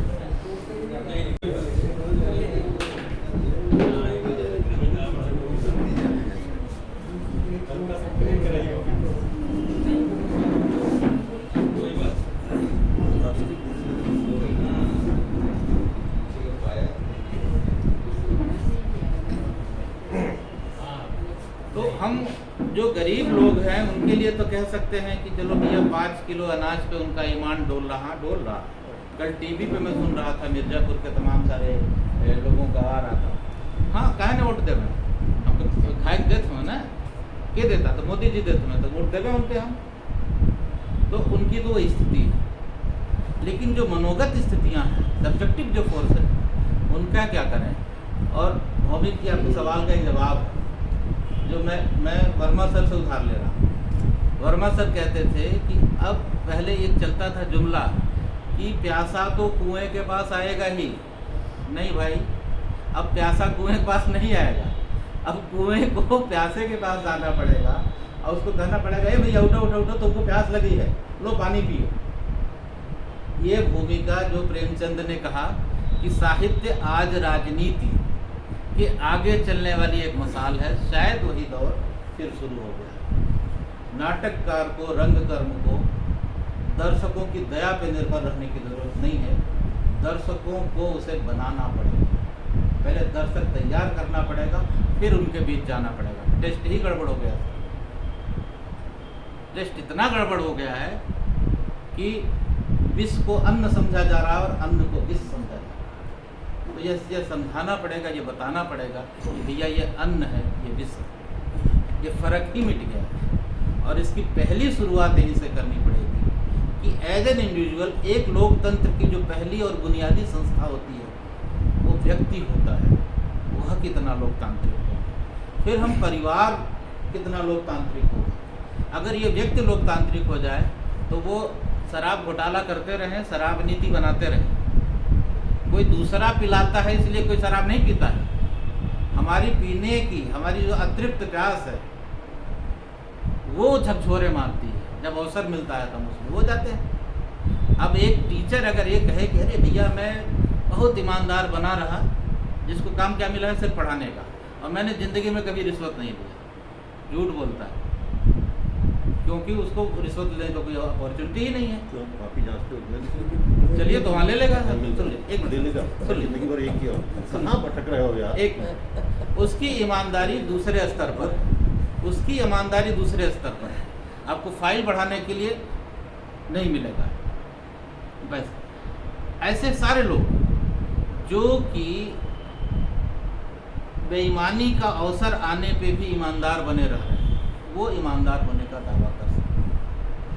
और जो ईमानदारी है या बेईमानी है, उसका सिर्फ आर्थिक संदर्भ नहीं होना चाहिए, भ्रष्टाचार का सिर्फ आर्थिक संदर्भ नहीं होना चाहिए। वो एक पक्ष है, भ्रष्टाचार के और भी ढेर सारे पक्ष हैं, जिसका हमारे नागरिक होने से, हमारे एक लोकतांत्रिक समाज होने से और हमारे लोकतंत्र होने से जिसका संबंध है। और सारी प्रॉब्लम यही है सर। दिक्कत यहाँ पे भी वही है जो जुडिशरी पे आपने बात की थी। मैं 2 लाइन में अपनी बात जुडिशरी पे खत्म करता हूँ। एक वकील के तौर पर, एक जज के तौर पर, अगर हम नए समाज के नागरिक हैं, नए समाज मतलब जो लोकतांत्रिक समाज बनाने का सपना देखा गया, उस सपने के अनुरूप हम नागरिक हैं, बुनियादी शर्त हमारा नागरिक होना है। अगर वो हैं तो निश्चित रूप से एक जज के रूप में भी और एक वकील के रूप में भी हम उसी नागरिक दायित्व का निर्वहन करेंगे और तभी कुछ जजमेंट्स ऐसे आते हैं। लेकिन अगर हम नागरिक नहीं हैं तो जिन कंसिडरेशंस के कारण हम वहाँ तक पहुँचे हुए, जैसे एक छोटी सी बात आपको बता दूं, आज सर्वोच्च न्यायपालिका में जाने का जो मुख्य द्वार है वो खुलता है हाई कोर्ट से। हाई कोर्ट में जजेस का जो फीडर कैडर है 90% वो सरकारी वकीलों में से। अब जरा कोई पूछे और पता करे कि सरकारी वकीलों की नियुक्ति का कोई ट्रांसपेरेंट प्रोसेस है? क्या कोई बताना चाहेगा कि वो एडवोकेट जनरल कैसे बना है, कोई स्टैंडिंग काउंसिल कैसे बना है, कोई एजीए कैसे बना है? उसकी जो प्रक्रिया है वो बहुत ही ज़्यादा दूषित है, बहुत ही ज़्यादा उसमें दुर्भावनाएं हैं। तो उस प्रक्रिया से आने वाला व्यक्ति जब वहाँ पहुँचेगा तो क्या करेगा? हाई कोर्ट और सुप्रीम कोर्ट बना ही, पैदा ही इसलिए हुआ है जो संविधान से उसको मान्यता मिली। पुराना हाई कोर्ट छोड़ दीजिए जो अंग्रेजों ने बनाया था, जो नया हाई कोर्ट है संविधान के द्वारा जो समर्थित है, उसके होने का अर्थ ही यही है कि वो सरकार के विरुद्ध हो। जो ये दोनों संवैधानिक अदालतें हैं, आर्टिकल 32 जैसे सुप्रीम कोर्ट को जो है मौलिक अधिकारों का रक्षा का अधिकार मिलता है और आर्टिकल 226 से हाई कोर्ट को मिलता है। और सारे मौलिक अधिकार सीधे सीधे स्टेट के विरुद्ध होते हैं जो आर्टिकल 12 में डिफाइन किया गया है। तो यानी कि हम पैदा ही इसलिए हुए हैं एक हाई कोर्ट या सुप्रीम कोर्ट के तौर पे, हमारे बने रहने का अर्थ ही इसीलिए है कि हम सरकार के विरुद्ध कार्य करें। हम उनसे कैसे अपेक्षा कर सकते हैं कि कल तक जो एग्जीक्यूटिव की ये चरण चातक बन के सरकारी वकील बने हुए थे, वही मेन फीडर कैडर है, उनसे हम कैसे अपेक्षा करें कि वो उन्हीं के खिलाफ निर्णय लेंगे? ये तो नेचुरल जस्टिस के भी खिलाफ हो गया। से भी यही रोकते हैं। जी जी बिल्कुल, मैं इससे ज़्यादा नहीं बोलूँगा। मेरे पास थोड़ा सा समय और है, आपकी उनकी टिप्पणियाँ जो है अगर कुछ हो तो आप कुछ कहना चाहते हैं इस पर? आप या आप कुछ कहना चाहेंगे? हाँ, इधर आ जाओ, सामने आ जाओ, इस कुर्सी को सामने ले लो। जैसे यूपी में या बिहार में शराब के लिए रोकथाम लगाई गई है, क्या वैसे यूपी में या अन्य राज्यों में भी सरकार लगा सकती है या लगाने के लिए कुछ कर सकती है? या लगा सकती है तो क्योंकि वो लगा चुके हैं तो लगा ही सकती है। लगाना चाहिए। कुछ और प्रश्न है तुम्हारा, आगे बताओ। और एक जैसे कि कोई स्वतंत्र संरचनाएं ऐसी की जाए, संस्थाएं स्थापित की जाए, लोगों के बीच चेतना लाई जाए, गाँव में घूम के या स्कूलों में कॉलेजों में, कि ताकि जो है शराब से और ज़्यादा जागरूक। एक विभाग जो पहले होता था मद्य निषेध विभाग, वो है पापा मत जाइए शराब न पीजिए, बड़ा बड़ा बैनर भी तो सरकार एक तरफ बेच रही एक तरफ कह रही है मत जाइए। ये तो उसी तरह से है जैसे मद्य निषेध वाला जो उठाया, सिगरेट पर भी लिखा है, मैं वहीं से बात शुरू कर रहा इन्हें सुने, राम प्रकाश जी को सुने। हूँ। मद्य निषेध से ही बात शुरू कर रहा हूँ। एंधा में हमारे एक सीनियर थे डीएम होकर के इलाहाबाद में आए थे, वो सुभाष चौराहे पर हम लोग सॉफ्टी कॉर्नर के पास खड़े थे, छात्र थे, और यूं ही खोज रहे थे कि कोई खिलाने वाला मिल जाए। एकाएक डीएम की गाड़ी दिखाई दी और इतना तो पता था कि यार नेवरियन है। तो हम लोग वहाँ पर लपके विश किया। नेवरियन को पता लग जाता है कि जूनियर से विश करते हैं तो मतलब क्या होता है, यहाँ कैसे टाल रहे हो, क्या कर रहे हो, औपचारिक बातें हुई। सर वो आए थे सॉफ्टी खाने। अच्छा ठीक है, खड़ा है। आप क्या कर रहे हैं सर यहाँ पे? तो सामने सर एक बहुत बड़ा बोर्ड लग रहा था मद्य निषेध विभाग का, और उस पर लिखा हुआ था कि बाप शराब पिएगा बच्चे भूखे मरेंगे। ये स्लोगन बहुत पॉपुलर था। इसकी बड़ी मनोरंजक कथा है। मैंने अपने छोटे बच्चे से पूछा इसका क्या मतलब निकालते हो? कहा जब बाप पी जाएगा तो बच्चे भूखे मरेंगे। तो मैंने कहा कि बच्चे की जो बुद्धि गई। खैर, तो डीएम साहब ने कहा कि, तो हमने कहा कि हाँ सर बहुत सही जगह लगा है, बढ़िया लगा, इतना लगा। अबे लगा नहीं यार, आज ही 10% कोटा गवर्नमेंट ने बढ़ाया है। और डीएम उस जोकर का नाम है, अपने लिए बोले बेटा उधर जाना नहीं, दूसरी लाइन पकड़ लो। डीएम उस जोकर का नाम है जो दोनों विभाग का हेड है। आज ही मुझे टेलीग्राम मिला 10% कोटा हमारे डिस्ट्रिक्ट का बढ़ा दिया गया क्योंकि मार्च है, और मैं यहाँ इस बोर्ड का लगवा रहा हूँ कि मद्य निषेध विभाग का कि ये होगा। तो जो आपने कहा सर, सवाल एक आनंदी जी से पूछ रहे थे लेकिन आज तो समय नहीं रहा। कमला नेहरू, प्रभावती जी पिकेटिंग कर रही हैं। गांधी जी का ये रचनात्मक प्रिय कार्य, मैं समझता हूँ खादी के बाद नंबर 2 पर अगर है तो शराबबंदी है। जिस अनुभव को आपने गांधी जी का वो शेयर किया शिक्षा मंत्रियों के साथ, उसको मैंने सुन रखा था इरविन के, लॉर्ड इरविन के साथ, कि नमक आंदोलन के बाद जब समझौता चल रहा था और भगत सिंह को छुड़ाए जाने की बात चल रही थी, उसके तमाम मांगों में तो लॉर्ड इरविन फ्रेंडली थे, उनके फ्रेंड इरविन कहते थे उनको। तो इरविन ने उनसे कहा, उन्होंने इरविन से कहा कि आप शराबबंदी तो कर ही सकते हैं, इसको कर दीजिए, इसमें क्या रखा हुआ, ये रखा। तो उन्होंने वो कहा कि बापू गांधी जी अगर हम शराब बंद कर देंगे तो हमें आपके स्कूल, कॉलेज, अस्पताल ये सब बंद करने पड़ेंगे, तमाम चीज़ें हैं जो बंद करनी पड़ेगी। तो गांधी जी ने बड़े चुटकीपूर्ण जवाब में कहा उनसे कि अरे अरे रे रे रे, ये बातें इस दीवार से बाहर न जाए, नहीं तो लोग क्या कहेंगे कि महारानी विक्टोरिया जिनके शासन में सूर्यास्त नहीं होता चंद शराबी चला रहे हैं। तो उन्होंने कहा कि नहीं, आप दूसरी तरफ बात को ले जा रहे हैं। तो गांधी जी ने बड़ी गंभीरता से कहा कि आप ये तो देख रहे हैं कि शराबबंदी से रेवेन्यू का कितना लॉस होगा, पर आप ये नहीं देख रहे हैं कि अगर शराब बंद कर देंगे तो अपराध कितने रुक जाएंगे, तो इस रेवेन्यू की ज़रूरत नहीं रहेगी। जीवन इतना जटिल नहीं है, उसको जीने के लिए इतना खर्च किया जाए। ये होता इसलिए क्योंकि शराब है इत्यादि। खैर मैं उस बहस में नहीं जा रहा हूँ। तो मैं ये कह रहा था कि एक तरफ तो नेहरू, कमला नेहरू हैं, प्रभावती जी हैं, पिकेटिंग है, गांधी जी हैं, और मैं नेहरू को भी अलग नहीं कर रहा हूँ, नेहरू भी उसी कड़ी के आदमी हैं। दूसरी तरफ 47 में देश आज़ाद होता है और बाय द वे उन्हीं चेलों को ही राज्य मिलता है। नेहरू जी उसी के बिंब हैं, गांधी हैं एक्चुअली।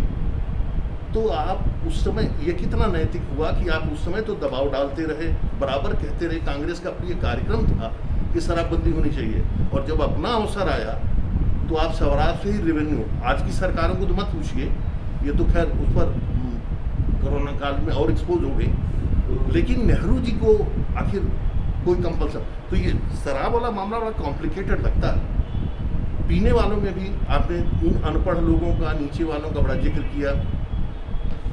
कभी कभी मुझे भी इच्छा होती है कि ऐसा क्या होता होगा इसमें, लेकिन चूंकि मैंने एक जिद्दी संकल्प लिए रखा था कि मुझे पिलाने के लिए तो ईश्वर को सीधे आना होगा। एक सज्जन ने मुझसे कहा कि उज्जैन में मत जाना, वहाँ भ्रष्टाचार दिए, तो हमने कहा नहीं जाएंगे, हम तो काशी के रहने वाले हैं, बाबा वहीं मिल जाते हैं, नहीं जाएंगे। हम शराब का तो आचमन नहीं छुएंगे, कोई करके दिखाए, भगवान इसी बहाने दर्शन देंगे, आएंगे इत्यादि। हम लोग हॉस्टल में मजा लेते थे क्योंकि हमारे हॉस्टल में बहुत पीने वाले। ऐसे लड़के जो सीधे IAS में हैं, बड़े अच्छे हैं, मेधा में मुझसे बहुत अच्छे हैं, कई गुना थे, उनको पी के नाली में घोपते देखा। तो कभी कभी ये उत्सुकता जरूर हुई कि यार तो प्रबुद्ध व्यक्ति है, ऐसा क्यों है, इसमें ऐसा क्या होता है कि इतनी ज़बरदस्त ढंग से खींच लेता है। बट एनीवे, मैं उस लाइन पर गया नहीं। तो मैं मूल प्रश्न मेरा ये हो रहा था कि कमला जी पिकेटिंग कर रही हैं और नेहरू जी के शासन में वही शराब बेची जा रही है और रेवेन्यू का संसाधन बन रही है। कभी इसका मॉरल क्लैश उस कांग्रेस को नहीं हुआ जो कांग्रेस इतने दिनों तक इस आंदोलन को चला रही थी। ऐसा कुछ संघर्ष नहीं दिखाई देता। गांधी जी ने मरने से पहले जो अपना आखिरी वसीयतनामा लिखा उसमें उन्होंने ये कहा था कि कांग्रेस को पॉलिटिकल ऑर्गेनाइजेशन के रूप में डिसबैंड कर दिया जाए। स्वतंत्रता संग्राम के दौरान कांग्रेस का जो संकल्प था कि देश को आज़ादी मिले, आज़ादी मिल गई। तो जो लोग इस पार्लियामेंट्री डेमोक्रेसी में पार्टिसिपेट करना चाहें वो अपनी पॉलिटिकल पार्टीज बना लें, लेकिन कांग्रेस के नाम का इस्तेमाल नहीं करें और कांग्रेस को भंग कर दिया जाना चाहिए। फिर उन्होंने लोक सेवक संघ वगैरह की संकल्पना रखी, विस्तार तफसील से उसका विवरण भी दिया। जब 11, 12, 13 मार्च 1948 को गांधी जी की शहादत के बाद सेवाग्राम में सम्मेलन हुआ और देश की सभी नामचीन हस्तियाँ वहाँ जुटी,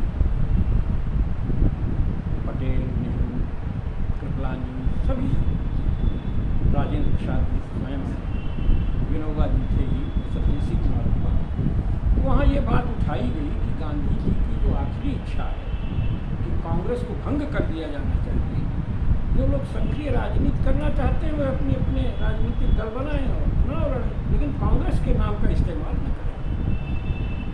तो उस समय नेहरू और पटेल ने ये मतलब व्यक्त किया कि इससे हाँ chaos हो जाएगा। और ये तो गांधी जी की हत्या न हुई होती तो शायद गांधी जी इस दिशा में अगला कदम उठाते। देखिए, गांधी में और गांधी के साथ जो लोग काम कर रहे थे उनकी दृष्टि में बड़ा मौलिक फर्क है। गांधी जी के लिए अहिंसा जीवन पद्धति और पंडित नेहरू के लिए अहिंसा जो है एक रणनीति है, स्ट्रेटजी। तो जो लोग इन मूल्यों को स्ट्रेटजी मानते हैं, रणनीति मानते हैं, तो ये बहुत बड़ा मौलिक फर्क है। इसलिए गांधी जी के आखिरी दिनों को जानने के लिए प्यारीलाल जी की पुस्तक द लास्ट फेज पढ़ी जाए। उसमें ये हद तक है कि ये नेहरू बेताज बादशाह है, जनता से मजाक में कह दिया कि तो तुम्हारी खाल खींच सकता है। चक्रैया नामक दलित युवक को उसकी मृत्यु पर श्रद्धा सुमन अर्पित करते हुए आपने कहा कि अगर वो होता तो मैं तो उसका नाम राष्ट्रपति पद के लिए सोच रहा था। तो गांधी जी का अचानक अवसान होना बहुत सारे प्रयोगों पर इशारा था और इसलिए डॉक्टर लोहिया गए नहीं थे उसमें सम्मेलन में। एक चीज ये लग गई थी चुनाव वाले पर कि जैसे केजरीवाल हैं तो केजरीवाल मेरी व्यक्तिगत राय गलत हो सकती है क्योंकि बड़ी उम्मीद थी और बहुत नाउमीदी हुई। नाउमीदी इससे हुई कि आखिर अगर वो अच्छे हैं तो उनको छोड़कर जितने अच्छे लोग हैं वो क्यों हट गए, किसी एक के साथ क्यों नहीं चल पाती। इसलिए बार बार आपको डाउट होता है कि ना आप में कोई है फंडामेंटल गड़बड़ी है। दूसरी बात, लेकिन मुझे लगता है वह दोष जिसमें केजरीवाल पकड़ में है वह दोष फंडामेंटली लोकतंत्र के इकोनॉमी का दोष है। आखिर आपको पार्टी चलानी है। पहली बार उनको 20 करोड़ रुपए मिला था जिसमें लोगों ने आगे बढ़ के चंदा दिया था। जब अन्ना आंदोलन के बाद उन्होंने पार्टी बनाई थी और पैसा बरस गया था अपने आप यूं ही और किसी पैसे की प्रचार की जरूरत भी नहीं थी। कांग्रेस और भाजपा दोनों मिल के अगेंस्ट प्रचार दिल्ली में कर रही थी और उन्होंने धता बता दिया। वो 70 में 67 तक ले आए, बराबर पैसा आया। दूसरे समय में आते आते जो उनके साथ प्रिय लोग थे उन्होंने उनकी फंक्शन से साथ छोड़ दिया। ये कुछ इसलिए मैं कहता हूँ कि अस्थिर दिमाग के हैं कि उस समय अगर ये घोषणा करना कि मैं 2 कमरे के मकान में रहूँगा, मैं सिटी बस से जाऊँगा, आपने क्यों आप प्रधानमंत्री मोदी को हराने के लिए बनारस चले गए। आपने पूर्वानुमान, अगर पॉलिटिकल समझ है तो आपको ये क्यों नहीं समझ में आ रहा था कि यह स्थानीय मुद्दा उसको आपकी जमानत तक जब्त हो गई। या आप 2 कमरे में रहोगे तो कैसे मुख्यमंत्री के लिए संभव है कि नोएडा में 2 कमरे में रहे और रोज वो सिटी बस से जाए? ये पूर्वानुमान आपने क्यों नहीं लगाया? तो बाद में आप 45 करोड़ के मकान में गए इत्यादि। तो ये सब जो है वो एक अस्थिर दिमाग का जैसे ब्रेन देता है। अब इसके बाद कुमार विश्वास को जो राज्यसभा की सीट दी जानी थी वो आपने कुमार विश्वास से काटा। कुमार विश्वास निश्चित रूप से मैं उनका प्रशंसक नहीं हूँ, बेहतर होते। वो जो शराब वाला ठेकेदार है जिसको वो सीट दी गई, राज्यसभा की जो सीट शराब की दी गई, एक सीट थी उनके पास। कुमार विश्वास को ये दर्द बार बार आता है उनके इंटरव्यू में कि जिस व्यक्ति के घर पर जा के धरना दे के हम लोगों ने प्रचार किया था वो कांग्रेसी था कि तेरे को नहीं करने देंगे। जब हमारी सीट को उसी व्यक्ति से पैसा लेकर, वो शराब व्यापारी है, उससे करोड़ों रुपए का चंदा लेकर के उस व्यक्ति को राज्यसभा में नॉमिनेट कर दिया गया। फिर मैं किस मुंह से उस पार्टी में रहता क्योंकि मैंने आपके रूप में उनका विरोध किया था इत्यादि जो होता रहा। तो बार बार लगता है कि केजरीवाल का यह दिमाग और उस तरीके यहाँ आए थे इंडिया अगेंस्ट करप्शन मूवमेंट से पहले, यहाँ आए थे विशेष उद्देश्य से। उसके पहले यहाँ पर लोक राजनीतिक मंच का गठन हुआ था। उसमें कुलदीप नैयर, राजेंद्र सच्चर और डॉक्टर शमशेर सिंह लिस्ट देश की जानी मानी हस्तियाँ थी। प्रोफेसर अजीत झा जो दिल्ली के थे वो उसके कन्वीनर बनाए गए थे, भूषण गिरफ्तार हुआ।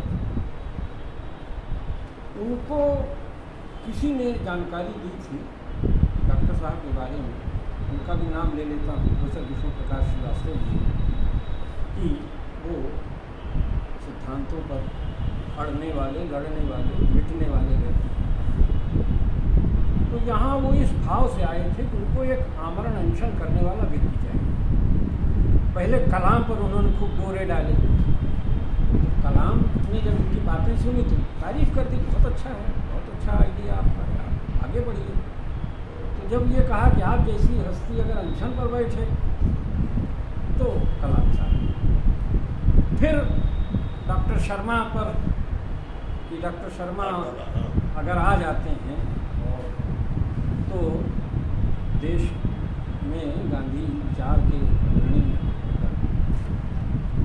तो डॉक्टर साहब का तो विचार बिंदु एकदम साफ था। उन्होंने NGOs की चर्चा की और केजरीवाल का जो NGO रहा है कबीर और एक दो नाम और नाम उनमें से कुछ की फंडिंग जो थी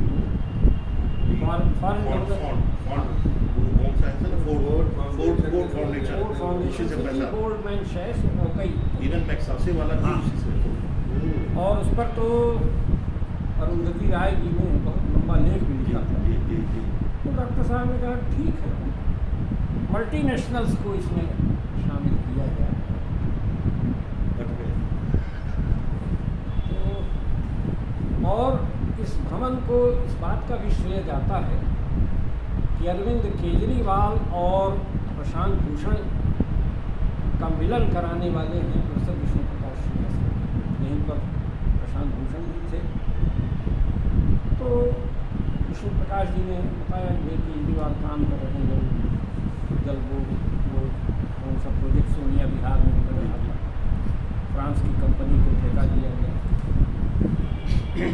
तो केजरीवाल की दृष्टि एकदम साफ रही और केजरीवाल ने हमारे आंदोलन के जिन मोर्चों पर जाकर के सीधा समर्थन दिया, जैसे फतेहाबाद में न्यूक्लियर पावर प्लांट के खिलाफ गए थे केजरीवाल और उन्होंने कार्यकर्ताओं का मनोबल भी बढ़ाया था, खुद भी कहा था जरूरत पड़ेगी तो हम भी आएंगे। बाद में जब दिल्ली के मुख्यमंत्री बन गए तब प्रोफेसर विष्णु प्रकाश जी ने बहुत संपर्क साधा।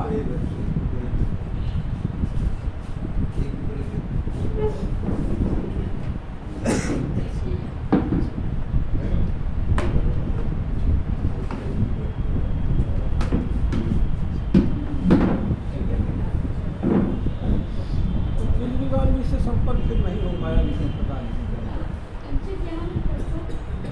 और जब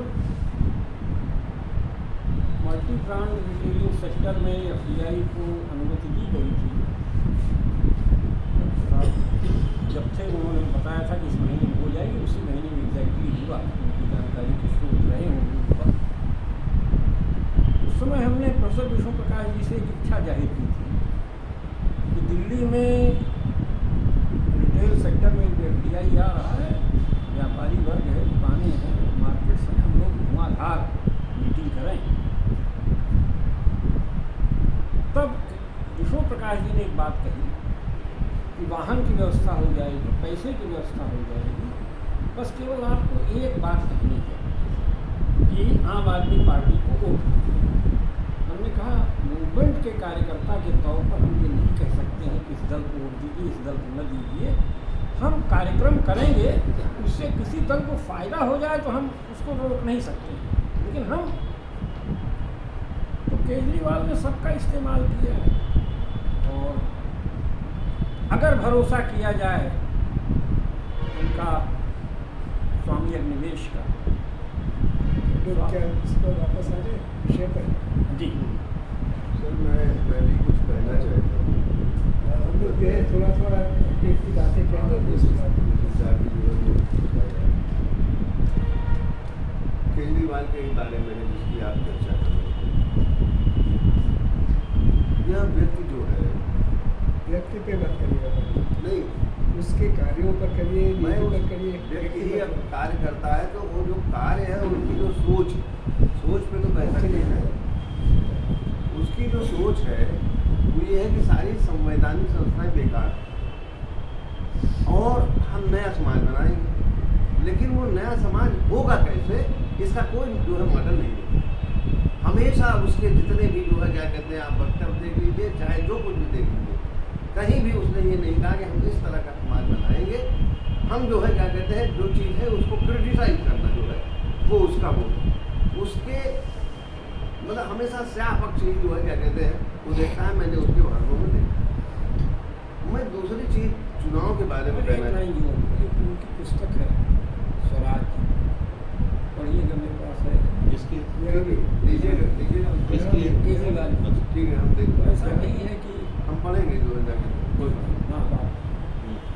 दूसरी चीज़ ये है कि चुनाव में जो ये काला धन और सारी चीज़ें हैं, इनको कैसे रोका जाए, ये जो प्रश्न है उस पर जो है हमने सारे कारण उसके जो है क्या कहते हैं सिम्टम्स बताते हैं, लेकिन हम उन सिम्टम्स को कैसे हटाएंगे ये कोई नहीं बता।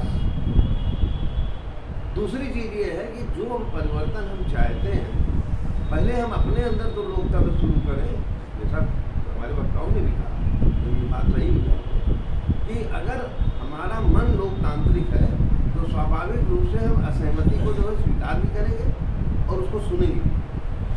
लेकिन आज स्थिति ये है अधिकांश जगहों पे कि असहमति को एक विरोधी के रूप में और दुश्मन के रूप में देखा जाता है। उसके अंदर ये भाव नहीं है कि इसकी बातों पे भी हम ये विचार करें कि क्या वास्तव में इनमें कुछ सत्यता है या इसका जो रास्ता बताया हुआ है वो कितना सही है और कितना गलत।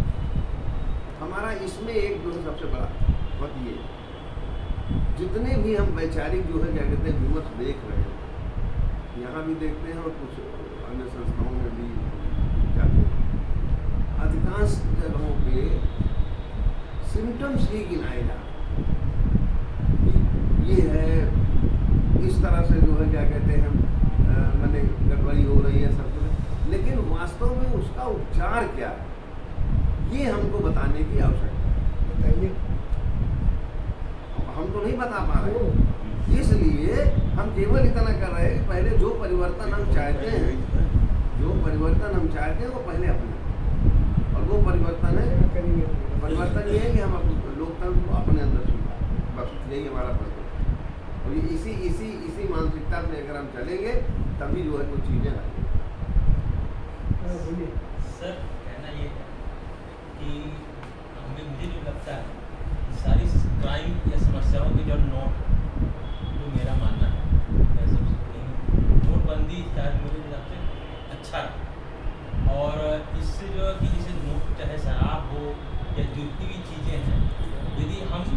डिजिटल युग की तरफ बढ़े, बहुत सारी समस्याओं को जड़ से खत्म कर सकते हैं। जो मेरा अपनी सोच है, यदि हम किसी को पैसा एक्सचेंज कर रहे हैं तो डिजिटल ही दें और नोट खत्म हो जाए धीरे धीरे, तो शायद राइट डायरेक्शन में स्टेप है, इसमें दो राइट है? वो राइट डायरेक्शन में स्टेप है, इसमें दो जी। राइट हाँ, पर्याप्त है corruption। कि नहीं है अलग सवाल। हाँ, करप्शन खत्म हो जाएगा। जी हाँ, ये जो हम शराब है, ये जब सब रेगुलराइज हो जाएंगे।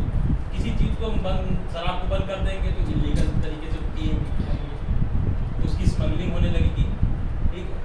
तो इस सब चीज़ों को रेगुलर तरीके से ही स्टेप वाइज खत्म हो सकता है, यही जब नोट को बंद कर दिया जाए।